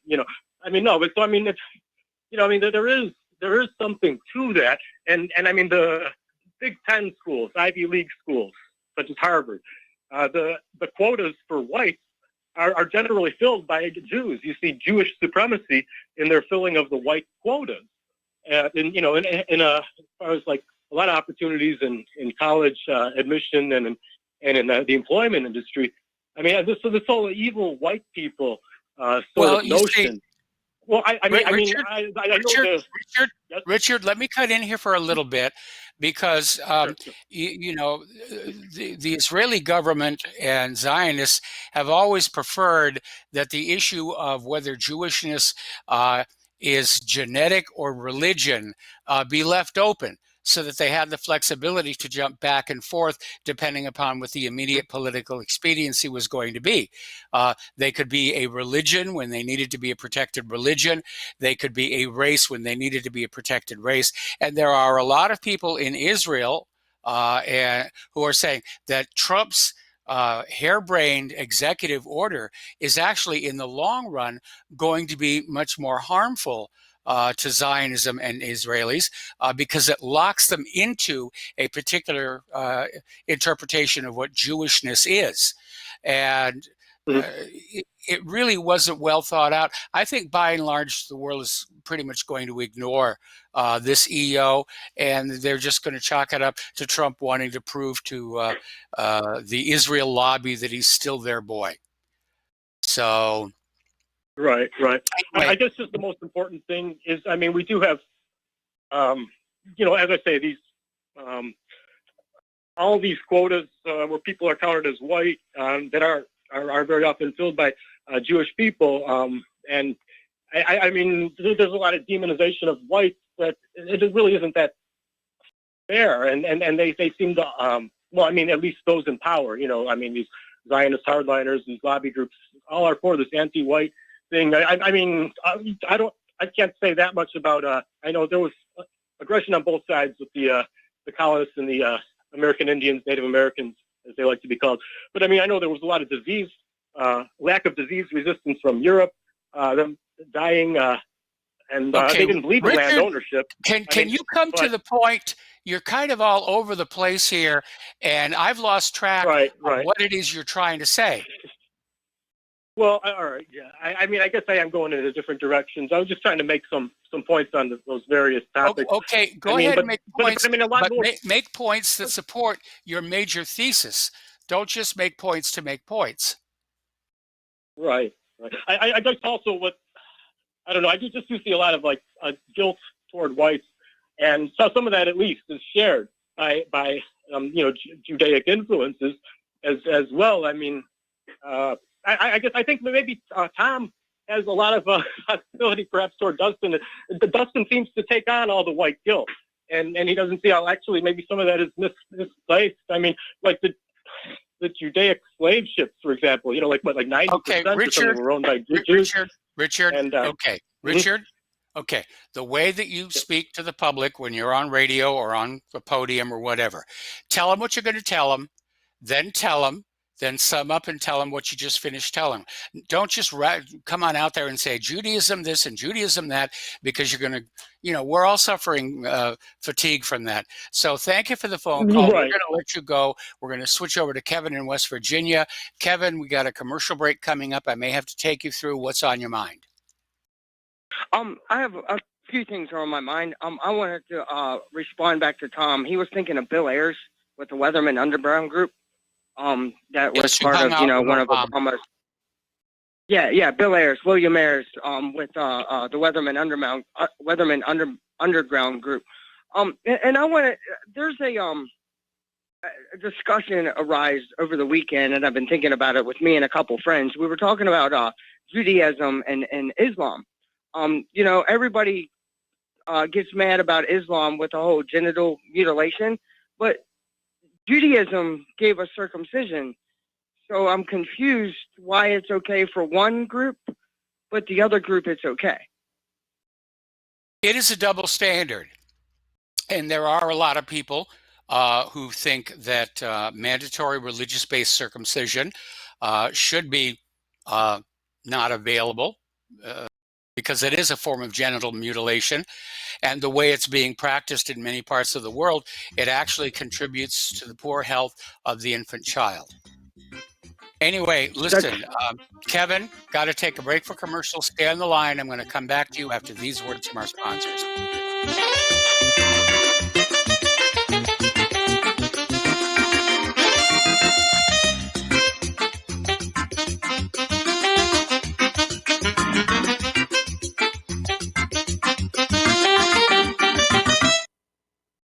Corporate media dominates the American opinion. Finding independent voices that counter this avalanche is becoming increasingly difficult. With the endless corruption running rampant throughout our government, independent voices are needed more than ever to battle the offensive against our freedoms and liberties. As a listener of RBN, no one understands this concept better than you. Now it's up to you to do your part. The time has come for you to take action and begin broadcasting the truth to hundreds or thousands of people every month. Sound impossible? Quite the contrary. With pointed slogans from LibertyStickers.com, you can reach countless sleeping Americans unaware that they live in a real-life wonderland. LibertyStickers.com has a huge inventory of political bumper stickers and messages that reflect the truth about our government, our politicians, and the future of America. With so many in stock, there's one perfect for you. Visit us today at LibertyStickers.com. Again, that's LibertyStickers.com. Do your part. Your voice is important. Let it be heard. It happens more often than we can imagine. In my case, I was sitting at home, and out of nowhere, I just started feeling uncomfortable. Then it got worse, and I started perspiring. I tried to ignore it, but I waited too long. The chest pain came as we were driving to the hospital emergency. I felt my life clock begin to tick. I barely survived. There was lots of damage done to my heart. What do I do now? I was lucky. I took a leap of faith and tried a 7-herb formula with hawthorn, garlic, cayenne, and more called Extendivite. Herbs have been used for thousands of years to keep us healthy. If you're not using Extendivite as a preventative supplement, maybe it's time to start. To order, call 1-877-928-8822 or visit heartdrop.com. Extend your life with Extendovite. Okay, nurse, let's get this man to the ER stat. Right away, doctor. We see this every day. Heart attack or angina pain due to blocked and clogged arteries. Chelation can remove obstructions or blockages from arteries and help avoid painful and expensive surgery. Now there's Angioprim. It's a liquid oral chelation product that you take with juice. You start to feel the results fast. Angioprim increases blood flow all over the body, and that means more energy and strength to take on the day with less aches and pains. 60 years of research has gone into chelation, and Angioprim is the result. A safe and easy way to unblock your veins and arteries from buildup that slow circulation. Paging Dr. Jones. Please report to the emergency room right away. Log on now to angioprim.com. That's ANGIOPRIM.com. Or to speak with a trained consultant. Give Angioprim a call at 954-882-7221. That's 954-882-7221. We will not go down. You can burn up our mosques and our homes and our schools, but our spirit will never die. We will not go down in Gaza tonight. And aloha, America. Welcome back to our show here. We're talking with Kevin in West Virginia, and we're talking about, well, just current events. Kevin, just sort of pick up from where you left off. Well, I was talking about Islam. I do want to say that last song that brought us in from the break, that's a beautiful song. Yes. That's, it is a beautiful song. But I was, just in my head and with some friends over the weekend, talking about Islam and Judaism, with the whole genital mutilation thing, in my eyes, it's both wrong. And I think, the kids, they don't have a choice in the matter here. And I think they should. And it goes along with the whole transgender movement and everything too, that, these kids at 3 years old, I don't know if you know this or not, but John Hopkins is actually starting to do gender reassignment surgery on 3-year-olds, like a 3-year-old. Really, that's child abuse. To me, that's child abuse. Oh, it is. And I wanted to comment on the this impeachment and the election for next year. I made statements to you before that we're being bamboozled, we're being shammed with this whole thing by the Democratic Party, and here's why I think this. Remember Hillary in 2016? They ran all these polls. And it's in the bag for her. Well, I think the same thing's being played here, but it's, he's not going to be impeached. As we're looking at this impeachment and realizing it's a sham, a scam, they're going to use voter fraud. They're going to use that fractional magic that Beth Harris talks about with the voting machines. And as we're looking at all of this, they're going to steal it right from underneath of Trump in 2020. Yes. That's what I think is really going on. Trump had 3 years to look at the issue of non-citizens being able to vote in this country, of the presence of so many illegal immigrants in this country to begin with, and the fact that our election system is a joke. It's seen as a joke by the rest of the world because it is so easy to rig. Yeah, absolutely. And I got a lot of friends that don't live in the United States. I talk to them overseas and everything. Everybody is laughing at us because this whole impeachment thing. We're a joke to the world. Trump's going around saying how we're respected. We're a joke. This is making us look like the biggest joke on the planet.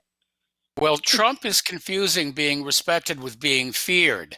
And because of our military might and our clearly demonstrated willingness to use it at the thinnest of excuses, we are feared by the rest of the world. But that doesn't automatically map to respect. Exactly. Well, you have a great day, Mr. Mike. That's all I wanted to talk about, and give Miss Claire the best. I certainly will. And we're going to switch over to Greg in Wyoming. Aloha, Greg. Welcome to the show. What's on your mind? Aloha, Mike. I just don't say anything about history. Those that don't learn from it are forced to relive it. Yes. I see it happening.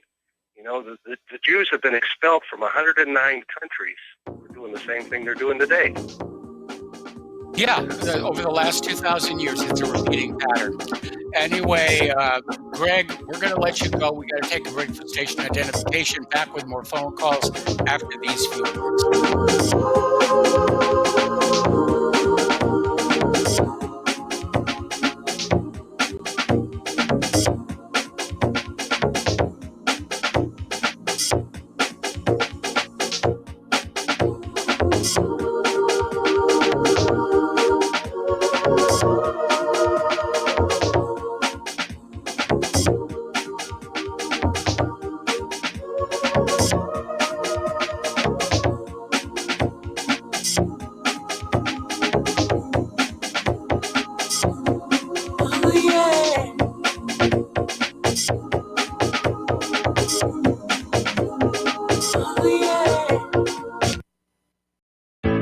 Many people write us about their experience with Extendivite.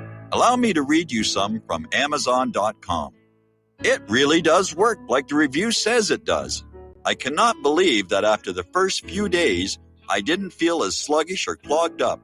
It has had a profound impact on my physical, emotional well-being.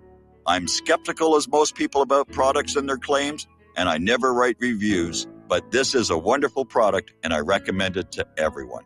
Great product. It has brought my blood pressure from the mid-150s over the 80s to the mid-130s over mid-80s, along with diet and exercise in just the past couple of months. Excellent. Thank you, David.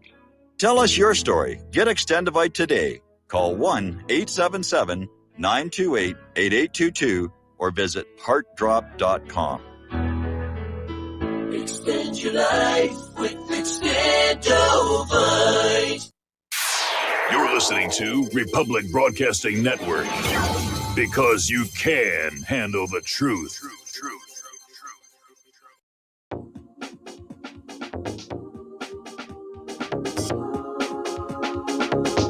What really happened with your host, Mike Rivero? The history the government hopes you never learn. Here is your host, Michael Rivero. And aloha, America. Welcome back to our show here and hour number 3. The phone lines are open, 800-313-9443. And we're going to go to Mark in North Carolina. Aloha, Mark. Welcome to the show. What's on your mind? Yeah, Mike, talking about a lot about race there and about who's a pure race and who isn't. Yeah. I've been studying a lot. I've been, getting into this a lot recently, believe it or not, because I wanted to study I'm very interested in dogs and the origin of different dog breeds, especially the Mastiff types.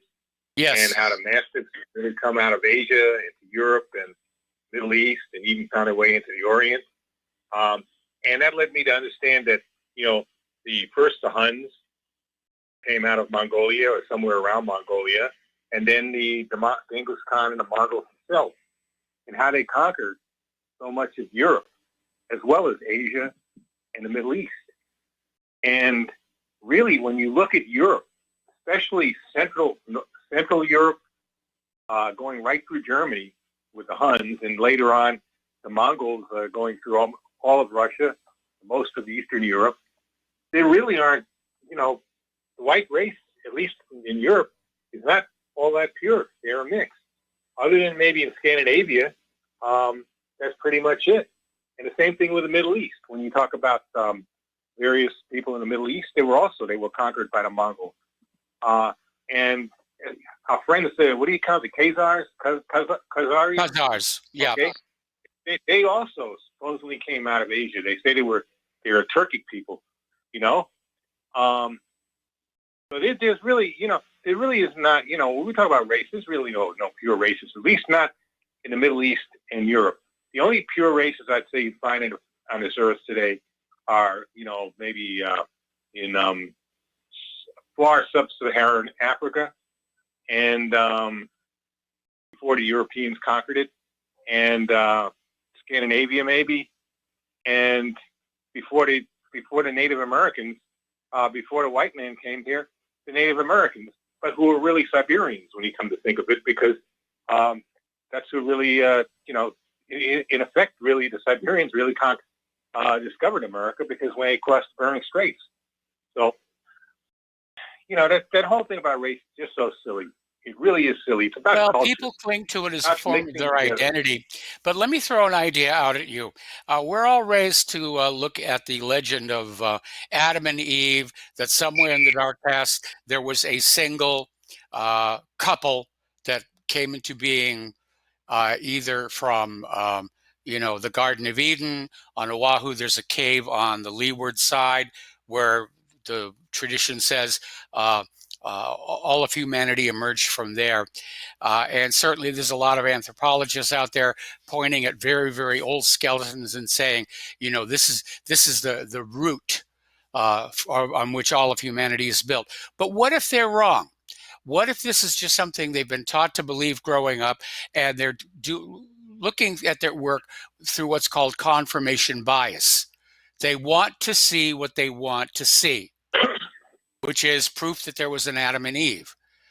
But we know from the fossil record that there were multiple intelligent hominids evolving and competing at the same time. Now, we know about the Neanderthals, and when I was a kid, it was simply assumed that the Cro-Magnons had slaughtered them all and displaced them. Now we understand that, in point of fact, they interbred, and that a lot of modern human beings are carrying Neanderthal DNA. Well, if you look at the physical differences between the various major races, Asian, African, European, and so forth, it raises the possibility that humankind, has emerged not from one master Adam and Eve couple, but from several. Yeah, well, that certainly would make sense. Yes. Especially, but we're still all human. We can all breed together and all that. Just as, I told you I study dog breeds and stuff like that too. A wolf can breed it with a Chihuahua, okay? Because when all is said and done, that's going to be rough on the Chihuahua. It would be, but I did know a lady that when I was living back in Texas, this lady lived in New Mexico, and she raised wolf hybrids. And accidentally, one of her wolves, a purebred wolf, actually mated with a Lapso. So and she's looking. That was a weird one. Too. Now, oddly enough, my first dog, we found her in the wild, and it was determined that she was a wolf collie hybrid. Somebody's pet collie had gotten loose, met up with this wolf in the wild, and dropped a litter of puppies, of which this was one. And we called her Cammy because we found her just outside Cambridge, Massachusetts. And it took a little, getting used to having this nearly wild animal living with us. But she turned out to be a very loving and affectionate pet. And years later, when I was working at Magic Mountain in Southern California, I made friends with the wolf they had there for the stage wild animal show. And, to the handlers and the other kids who were there working the show, oh, it's a wolf. It's a Canadian timber wolf. We've got to be careful. It'll kill us if it gets a chance. And I looked at it just, in its cage, pacing back and forth, and said, this is a big puppy that is looking for some infection. And so I just began to pet her and, pour water in her, through the cage. And ultimately, they were willing, after I signed a disclaimer, they were willing to open the cage and let me interact with her. And her name was Trishka, which is appropriate, this being the Friday the 13th. Day, but I stayed in contact with her for the 2 seasons I worked at the Happy Hump. Plus, I would, go up there just as a tourist on a regular interval after that, and she'd see me and she'd recognize me instantly. And so I've always had probably a different attitude toward wolves than your average movie-going, TV-watching person. Well, I have the same attitude. I mean, I was looking to get a wolf. The only problem is if I had more, at the time I was working in Texas and I was working these 12-hour shifts. And had I had even a wolf hybrid, I'd have probably come home to a house that was ripped apart because they're very hard to, at least in the beginning, it's really hard to housebreak them at all. And to keep them outside in the fence yard, they always find a way to. I had a fence, but they always find a way to get out, and then probably would have wound up getting shot because, the wolf's hunting instinct would have taken over and gone after neighbors' horses and other cattle and whatever else. So that's why I didn't. Well, I guess we were lucky. We didn't have those kinds of problems with Cammy. Of course, I was very young. Maybe we had those problems, and I just don't remember them. But I remember her as very intelligent, not liking my father all too much. Great judge of character, but I don't remember us having those kinds of problems. And I guess it just depends. Home with them, no problem. Yeah, somebody's home with them, it's no problem. But if you leave them, even for like a few hours, they'll wreck a house because that's just, I don't know. They're, it's not you can't really train them the way you can a dog. In other words, they're much more independent, much more like cats personality. Because excuse me, I do know of people who have hybrid wolves here in North Carolina, and they're great. They're awesome, but there are certain precautions you have to take, not so much for safety for yourself or even for humans, but as far as their hunting instinct, that they, go off and maybe hunt for somebody else's cattle or goats or whatever. Look, I'm very careful with my dog. I got what you call a band dog, which is a part Mastiff and part Pit Bull. And when he was 9 months old, he almost killed a neighbor's goat. That's when I built the fence right away. I build a fence, and I make sure if he goes outside of the fence, now it's only with a leash, okay? Because I understand that he's got, he comes from a hog hunting background, the people I got him from, they raise their dogs for hog hunting, and he's got that, he just has that prey instinct, so I'm very careful when it comes to that. Oh, the wolf would be able to get out of the yard. I have to figure out a way to, if anything, to tear apart the fence, All right. Well, listen, we've talked about our pets and our love for animals enough here, and I'm sure we've bored half of our audience to death by now. So we're going to let you go, and we're going to switch over to Miles in Maine. Aloha, Miles. Thank you for waiting patiently while we dealt with the fleas. And what's on your mind? Aloha, Michael. I'm just wondering. I wanted to run it by you and get your opinion. I'm wondering how much influence these impeachment hearings had on that voting audience in Britain. Would you run that one by me again? My attention was unfortunately being diverted. Yeah, I'm wondering how much influence this charade of this impeachment by the liberals here had on the voting populace in Britain.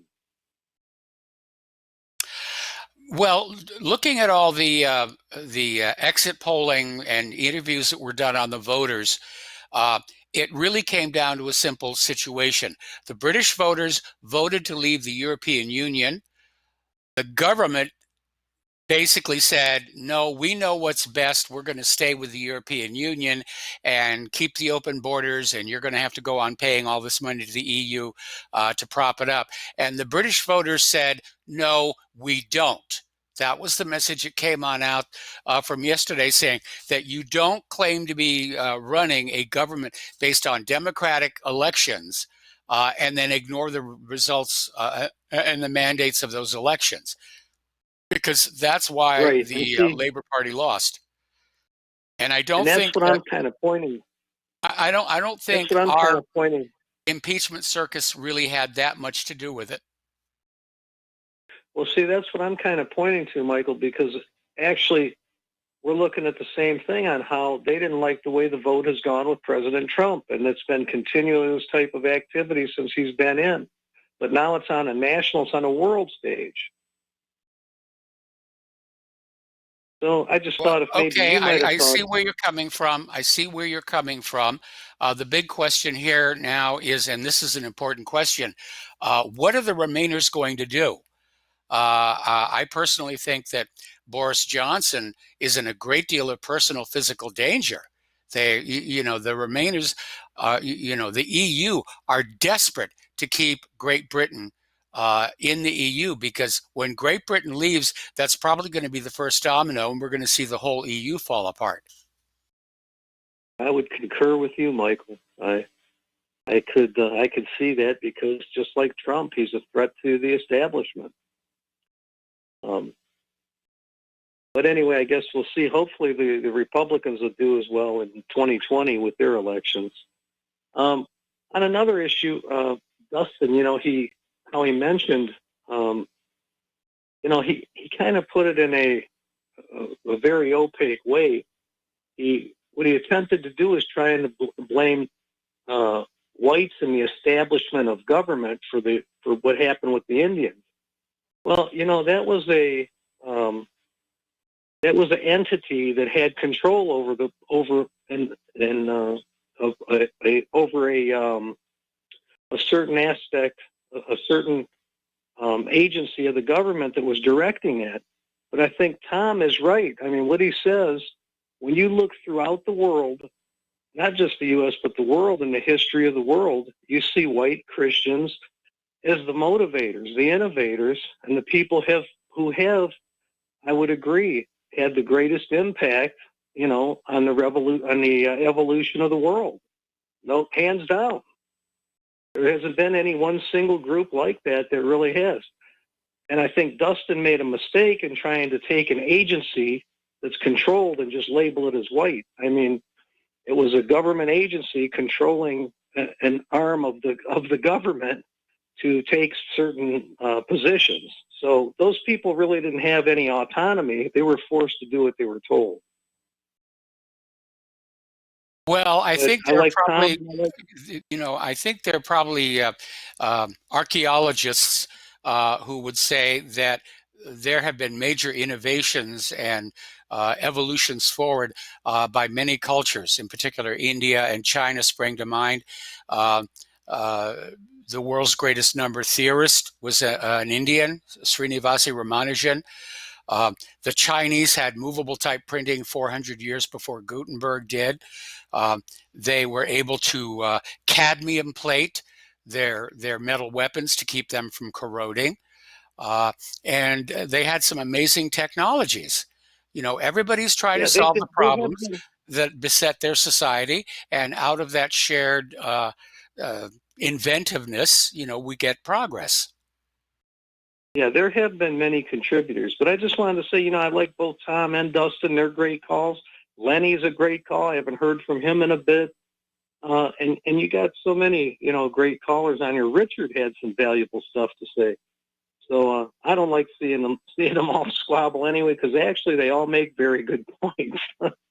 Yeah, but anyway, I'm trying to turn the squabble dial down here, and also the rant dial. I mean, if you've got something you want to say, call in and say it, but don't just call on in to just start screaming and ranting and raving, because I'm, now that I've got my proper mixer up here, I've got a little button marked, rant, and I push that, and the ranter is immediately vaporized wherever they are in the world.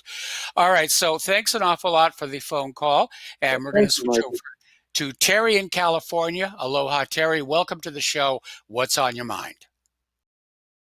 Hey, Mike, you got that two-call rule. I'd like to propose another rule that when you have a guest, maybe an author of a book, you don't call in and start talking about something else off the subject. You call in and you got a comment for the author, you make that, or if you got a question for him, or you don't call in and say why the Germans lost World War II. That's got nothing to do with the book or anything else. I'd like to propose that. Mike, what do you think? Well, I don't want to have to enumerate a bunch of rules which to any sane person are just common sense politeness. And common courtesy. And for the listeners too. Well, I think the listeners of this show, the listeners to RBN, shouldn't need to be told these things. That they understand that if I have an author of a book on as a guest here, that we're taking calls that are intended for the author of that book and the content of the book. There have been a couple of cases where people will call on in and say, look, I meant to call hour number 1. I couldn't make it, so I'm going to call now. And I want to talk about chemtrails and flying saucers and how Apollo didn't really go to the moon and blah, blah, blah. And we hit the drop switch on that kind of thing really quickly. Yeah, because it's taking time away from the author that people want to hear about the book, But anyway, something else. Trump made the executive order on Judaism. It's a religion, but it's also an ethnic group, and it's a nationality. Is that right, Mike? Yeah, that's basically what the EO says. And, a lot of people see it as having a short-term benefit for Israel's politicians, but in the long term, it's been described as a slow-acting poison, because now it constrains the Jewish people to interpret their Jewishness as a nationality. And they can't scurry on over and say, I'm being discriminated against because of my religion. And again, Yeah, it's a well, flawed concept. I mean, that's like saying that Muslims are all the same nationality. Okay, from what nation? Or that Christians are all a nationality. Okay, from whence do they come? And it probably sounded good when somebody whispered it in Trump's ear, but as has been tragically the case with so many of the things that Trump has done, he didn't really think it all the way through. Anyway, Terry, we're going to let you go. We got to take a break for commercials. We've got a lot of news to cover, and we're running out of time before the end of the show. So we'll be right back.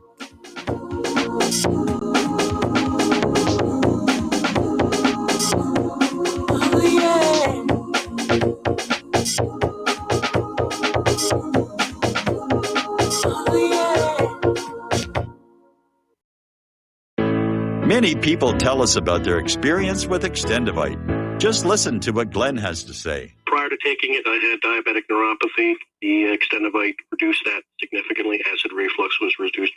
I had athlete's foot, very severe. Trimmed that down to about 75%. Dandruff, almost completely gone.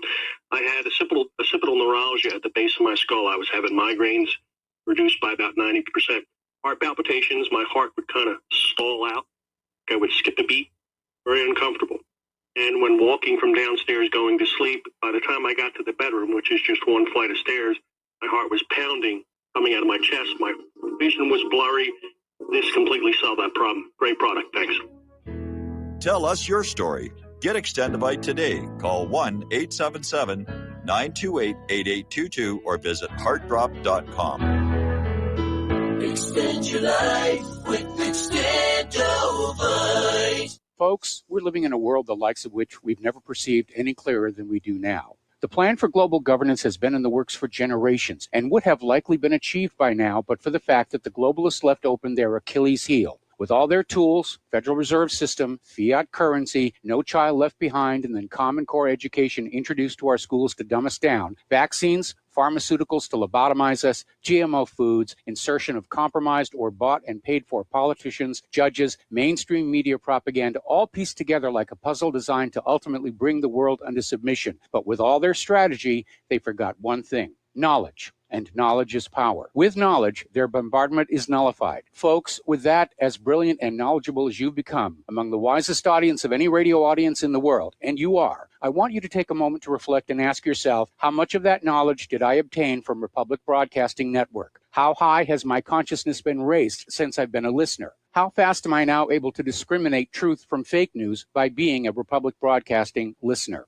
How clear am I now able to see the world since I've been listening to RBN? Ask yourselves those questions, folks. Then ask yourself, what is that knowledge worth to me? Like my morning coffee, how would I survive without it? A voice of truth in a sea of lies. Do we not all need to make sure it survives? Like public broadcasting, we are now finding we can only survive with listener support. Censorship, advertisers being attacked, truth itself being attacked. It's the only way through this. We at Republic Broadcasting humbly ask you to become a supporter. Look at your budget and make a determination of what Republic Broadcasting is worth to you and what you can afford on a monthly basis.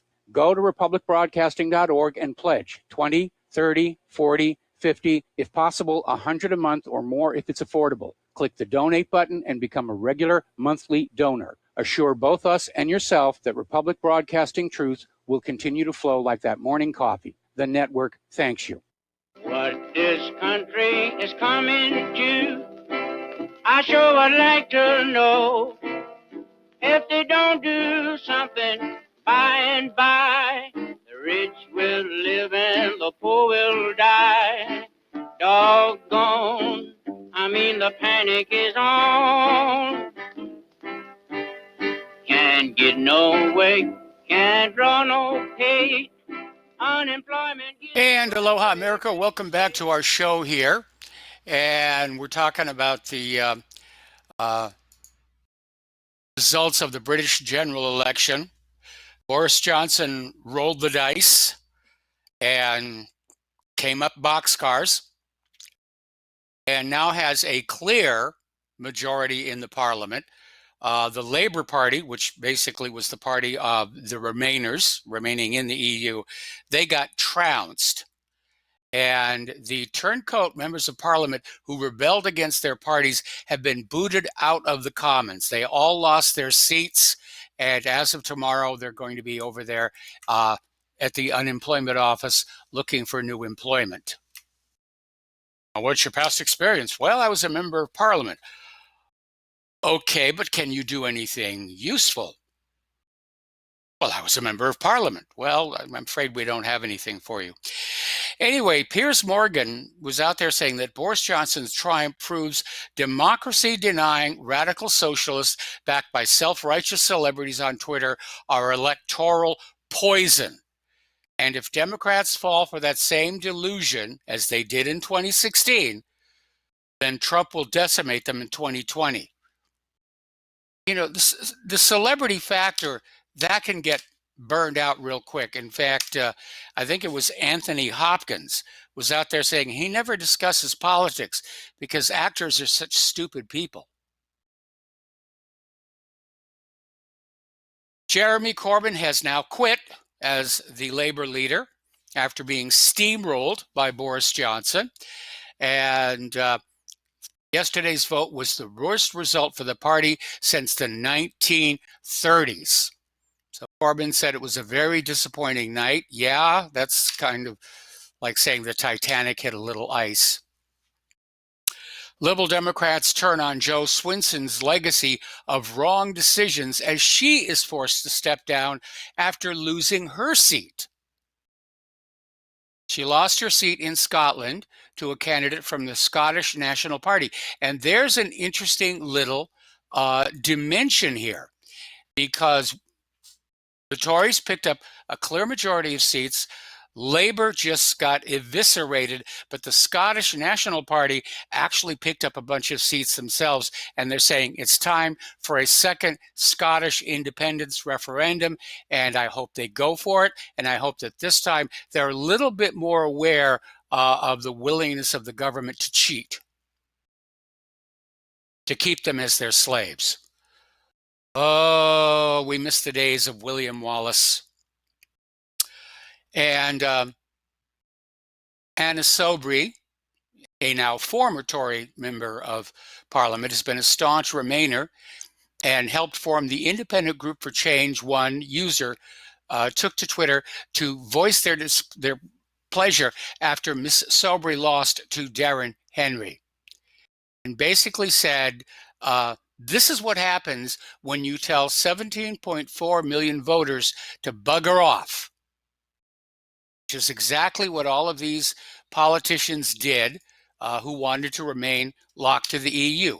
They were telling every one of those voters who voted to leave the EU, bugger off, we know what's best for the nation. Just like we have the Democrats today who called the Trump supporters deplorables, and they're out there saying, we know what's best. You know, you're just going to have to trust us. And next election, I would hope that the American people will send our politicians, our Congress, a message like Britain got to their parliament yesterday. No, you don't know what's best. Your job is to represent the will of the people. You're a public servant, not a public master. So anyway, and of course, the Liberal Democrats are already out there with these standard excuses.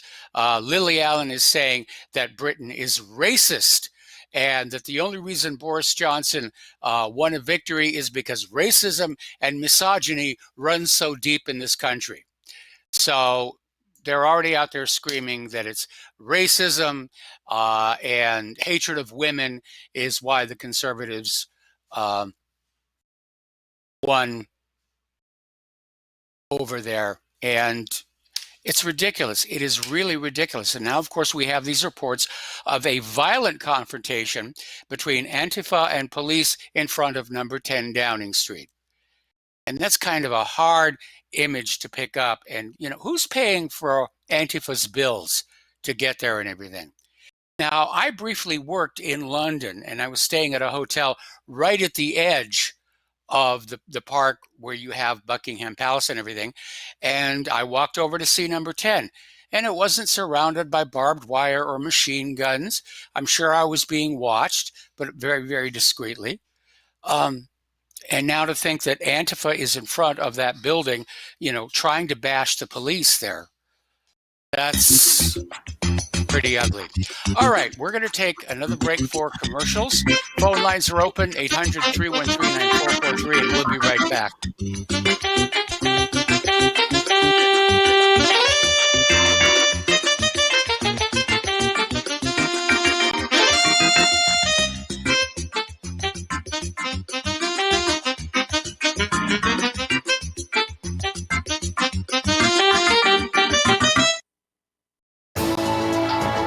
You are tuned in to the Republic Broadcasting Network. Visit our website by going to republicbroadcasting.org.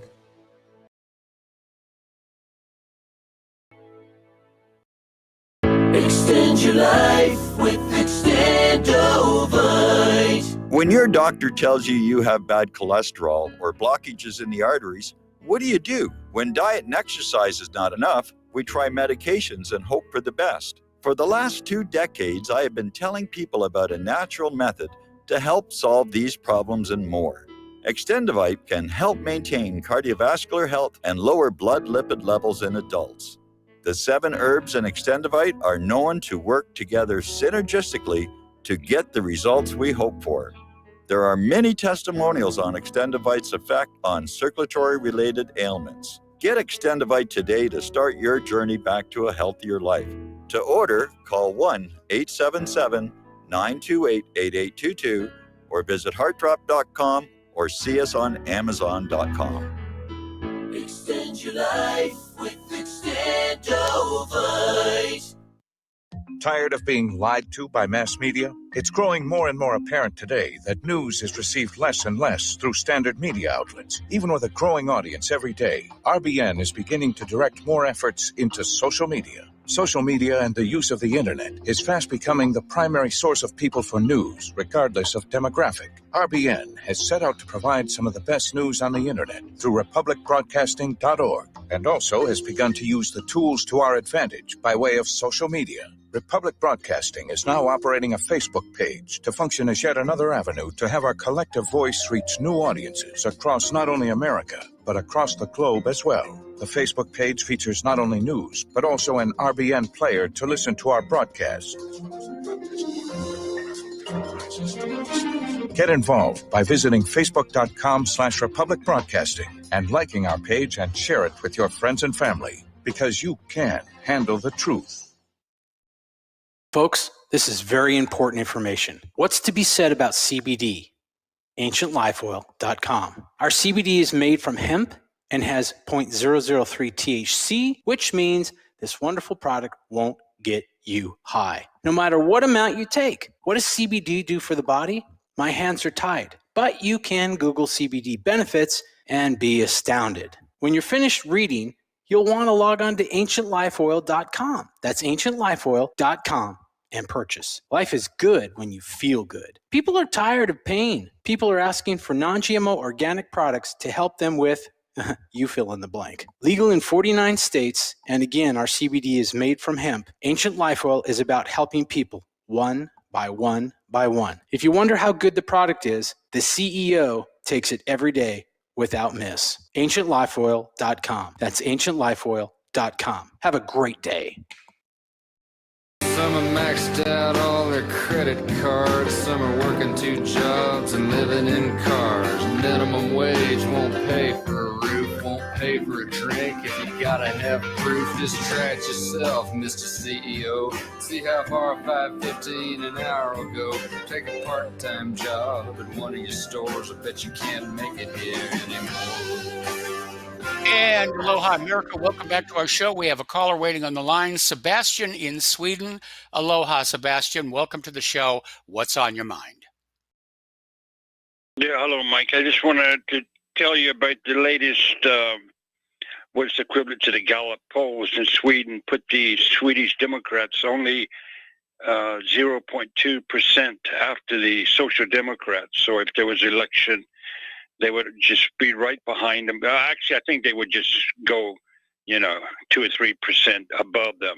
I think these polls they don't really, show the correct percentage. Well, we certainly learned that in 400,000. 2016 in this country. I mean, all the polling organizations were out there saying, "Oh, Hillary's got this." She's 90 points ahead of Donald Trump. And you Trump supporters shouldn't even bother going out and voting. And so polls very often are intended to not measure public opinion, but to try and manufacture it. And then the Social Democrats promised everyone that there would be at least 1,000 new police going to the academy, and there were only 600 that applied that could get in. So they're for next year, because they said they needed more police. But I don't think people want to, because the police are being held back. They're not allowed to do what they really should do in these areas of no-go zones. It's just, that's the way it is. Well, I'm happy that the Conservatives won in England. Yes. And it was the worst election for the Labour since 1935. Yes. They really, but I'm afraid, I just don't want to throw bad news in, I'm almost sure that the Democrats next year in America are going to cheat their way to the White House. I'm almost 100% sure they're going to do that. I'm in agreement. And Trump should have been doing something to close off those avenues of cheating, but he abandoned his election integrity group. His working group, turned it over to the Department of Homeland Security, and all they're doing is running computer checks. He should have done something about illegal immigrants being allowed to vote in this country, because that is not supposed to happen. That's against the rules. And, Trump just, I'm sorry, at this point, he's a failure as a president. He's going to go down in history as one of our worst presidents, because he's been completely ineffective. And I know I'm going to get a bunch of angry phone calls saying, well, he created a bunch of jobs for the coal miners and everything. Well, great. But those few jobs for the coal miners, we're talking about an entire country here that is in disrepair, that is hovering at the edge of poverty, that is mired in wars and debt, and buried under a corrupt government the size of an ice age glacier. And Trump has done really nothing to address any of those major problems. So at this point, I'm very disappointed in him. I see him as a failure.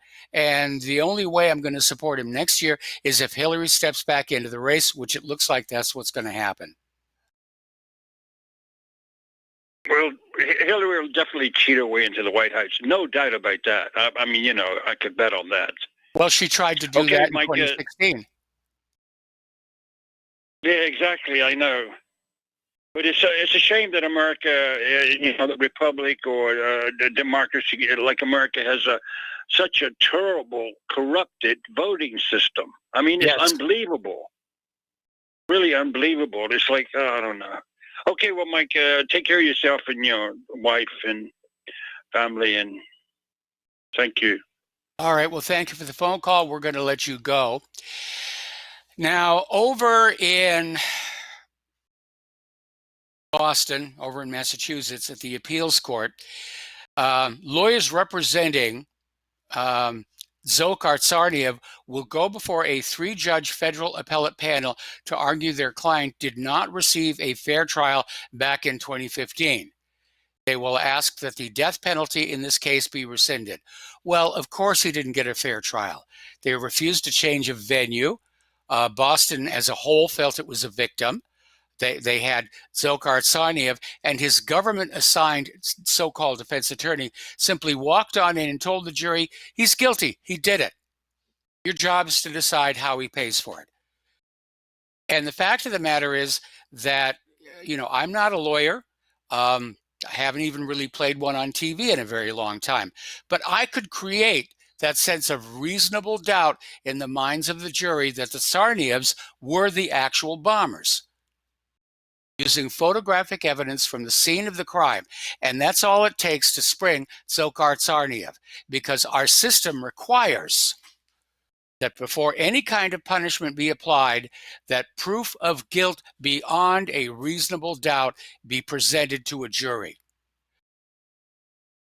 Now, when I put up this story at whatreallyhappened.com, I reprised this image that I made back when the bombing happened, which showed the backpacks that held the remains of the bombs as being black, this easily recognizable square patch on the top, and the backpacks that the Tsarnaev brothers were both carrying were gray.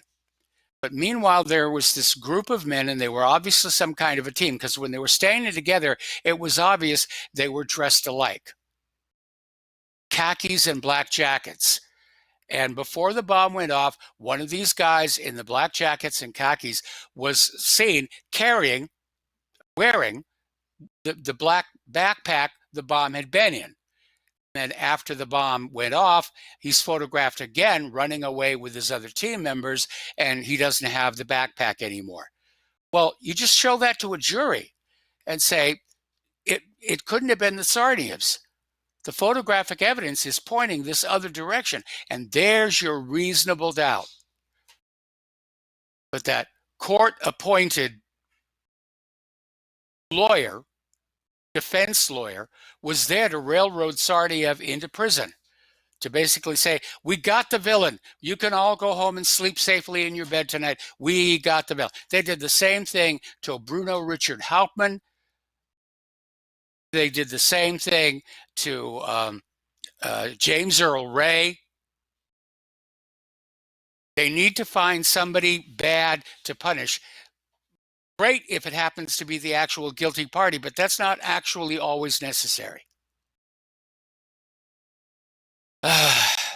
So I wish him a lot of luck here, and we're going to put a lot of light on this story in the coming weeks, because I'm convinced the Tsarnaevs were patsies. They were set up. Now then, Rashida Tlaib responded to this shooting targeting Jews at a kosher market in New Jersey with a tweet blaming white supremacy. Apparently, she missed the memo. The shooters were actually black. They were members of a group, a cult, the Black Hebrew Israelites. They're a cult that believes that black people are the true descendants of the Jews and that none of the 12 tribes are white. And many in the religious group consider these a part of the Orthodox, those that are part of the Orthodox Judaism, to be fake Jews. But, you know, anytime that we can scream white supremacy, white separatism, even if it's completely irrelevant and inappropriate in this case. Well, Imran Awan is back in the news. If you'll remember, he was caught basically operating a spy ring in Congress for 14 years, selling state secrets to Pakistan. He stole $2 million worth of equipment from Congress. Even after he'd been caught spying, he was kept access to the building, I think. Well, it was a very highly placed Democrat who put Imran on her payroll. And so Imran Awan got immunity. He never was punished for his spy. Didn't get sent down there to where they have Jonathan Pollard, for example.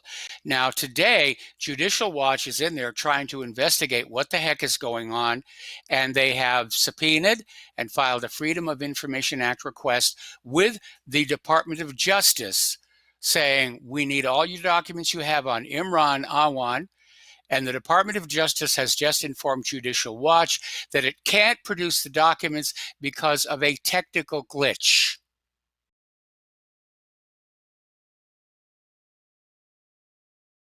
Now, gosh darn, those records were here in the computer, but what can I tell you? That gosh darn ransomware ate my files here. All righty. Article here from Information Clearinghouse. And it's responding to the latest incarnation of the National Defense Authorization Act, which inside it extends 3 provisions of the so-called USA Patriot Act. Now, supposedly, this was all going to expire Sunday, December 15th, 2019. And to nobody's surprise, the bureaucrats on both sides of the aisle, Democrats and Republicans alike, prioritize political grandstanding over principle and their oath of office to protect and defend the Constitution. So we have a very unpatriotic Patriot Act, and the question is who is going to defend us from it. Interesting little article over here.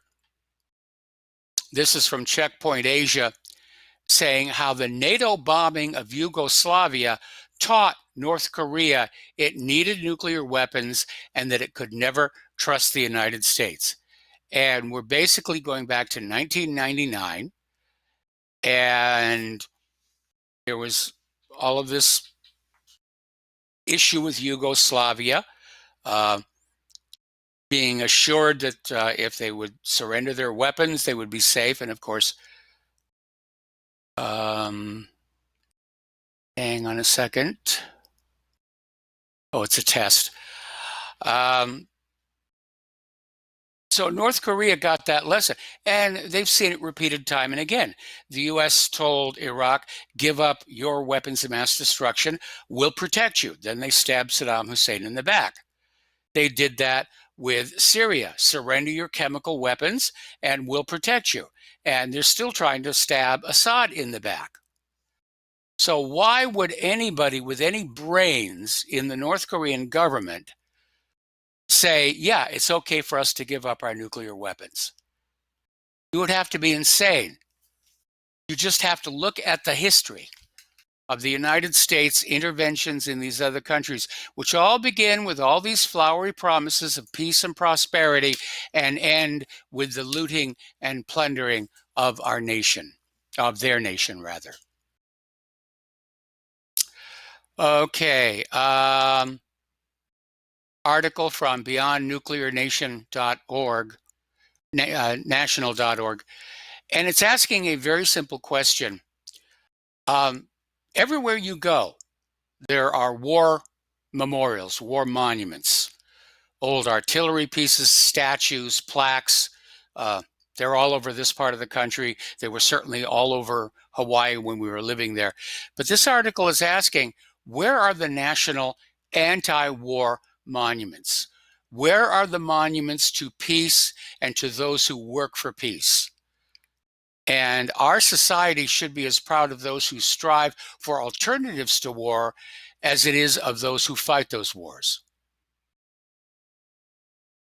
And demonstrating national pride in peace activism in some tangible way may encourage others to explore peace advocacy during times when only the voices of war are being heard, such as right now.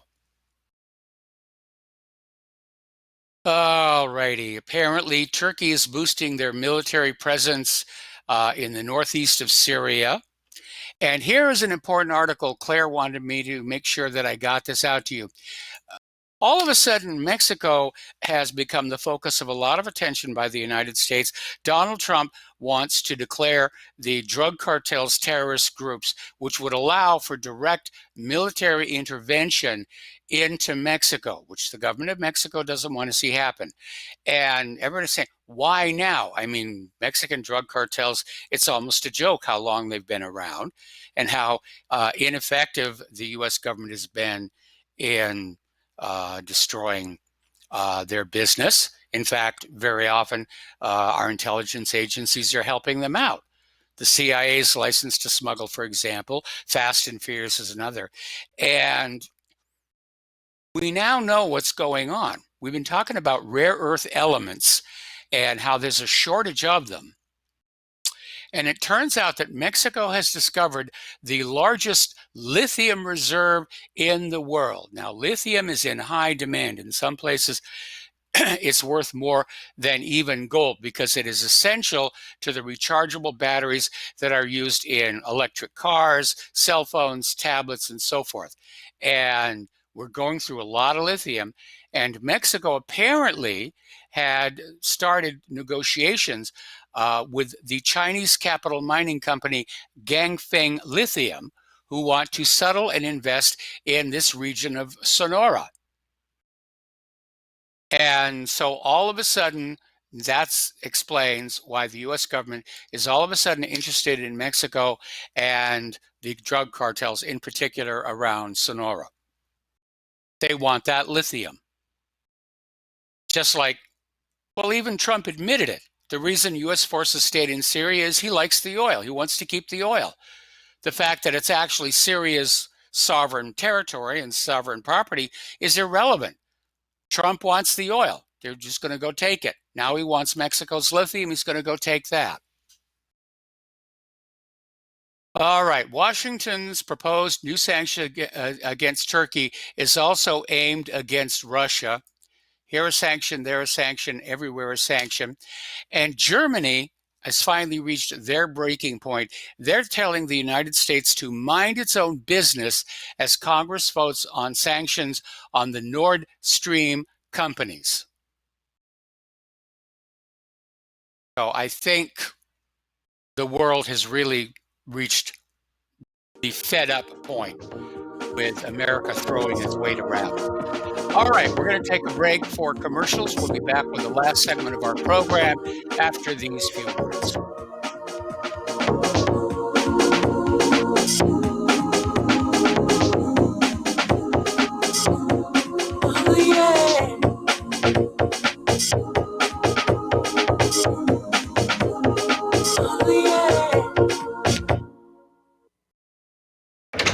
Hey, honey, I'm home.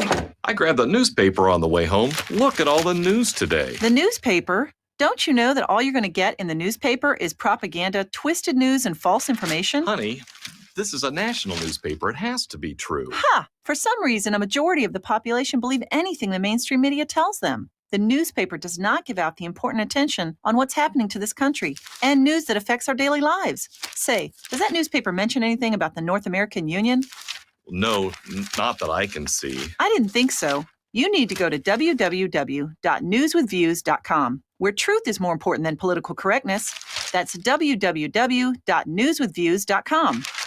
Hey, don't throw that away. We can use that in the birdcage. Okay, move over. Let me start reading newswithviews.com.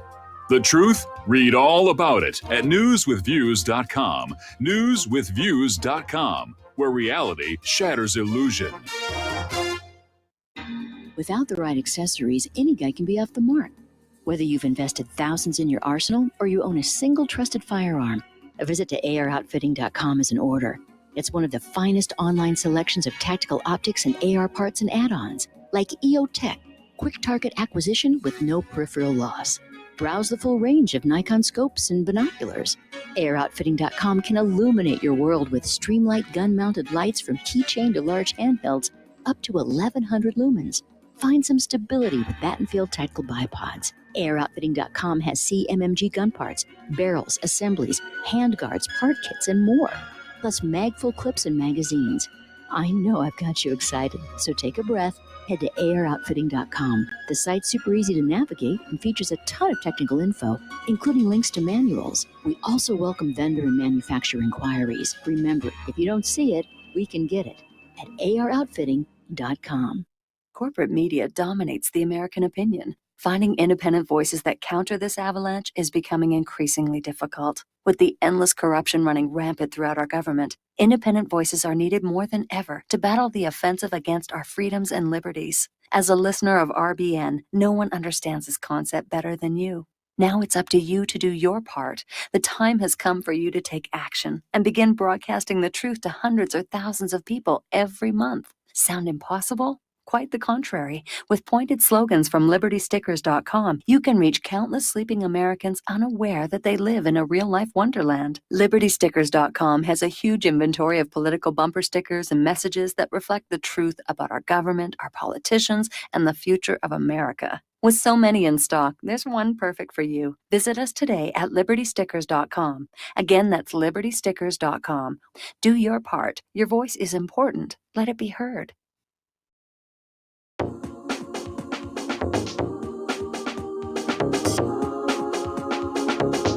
What really happened with your host, Mike Rivero. Visit us online at whatreallyhappened.com. Here is your host, Michael Rivero. And aloha, America. Welcome back to our show. Last segment of our program on this Pauhana Friday, the 13th. And as you know, we're just a little over a week away from the celebration of Christmas. And as has been the case in years past, Israel is barring Gaza's Christians from visiting Bethlehem and Jerusalem at Christmas time. Now, Gazan Christians will be granted permits to travel abroad, but none will be allowed to go to Israel and the occupied West Bank, home to many sites holy to Christians. And Israel tightly restricts movements out of the Gaza Strip, territory controlled by Hamas, an Islamist group that Israel considers a terrorist organization. Can't we all just learn to get along? All righty.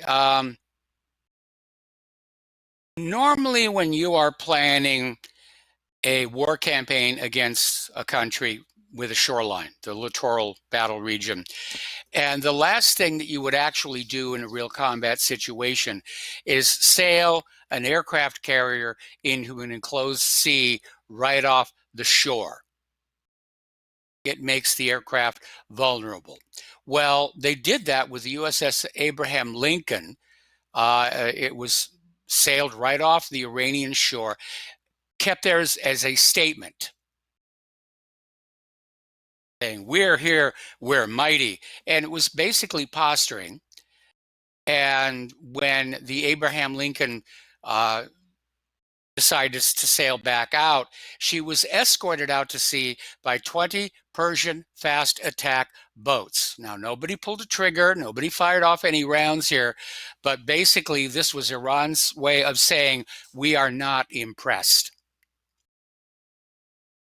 Over the weekend, the U.S. tested an intermediate-range nuclear-capable ballistic missile, and they went on saying, huzzah, huzzah, it took us less than 9 months instead of the usual 2 years to go from concept to launch.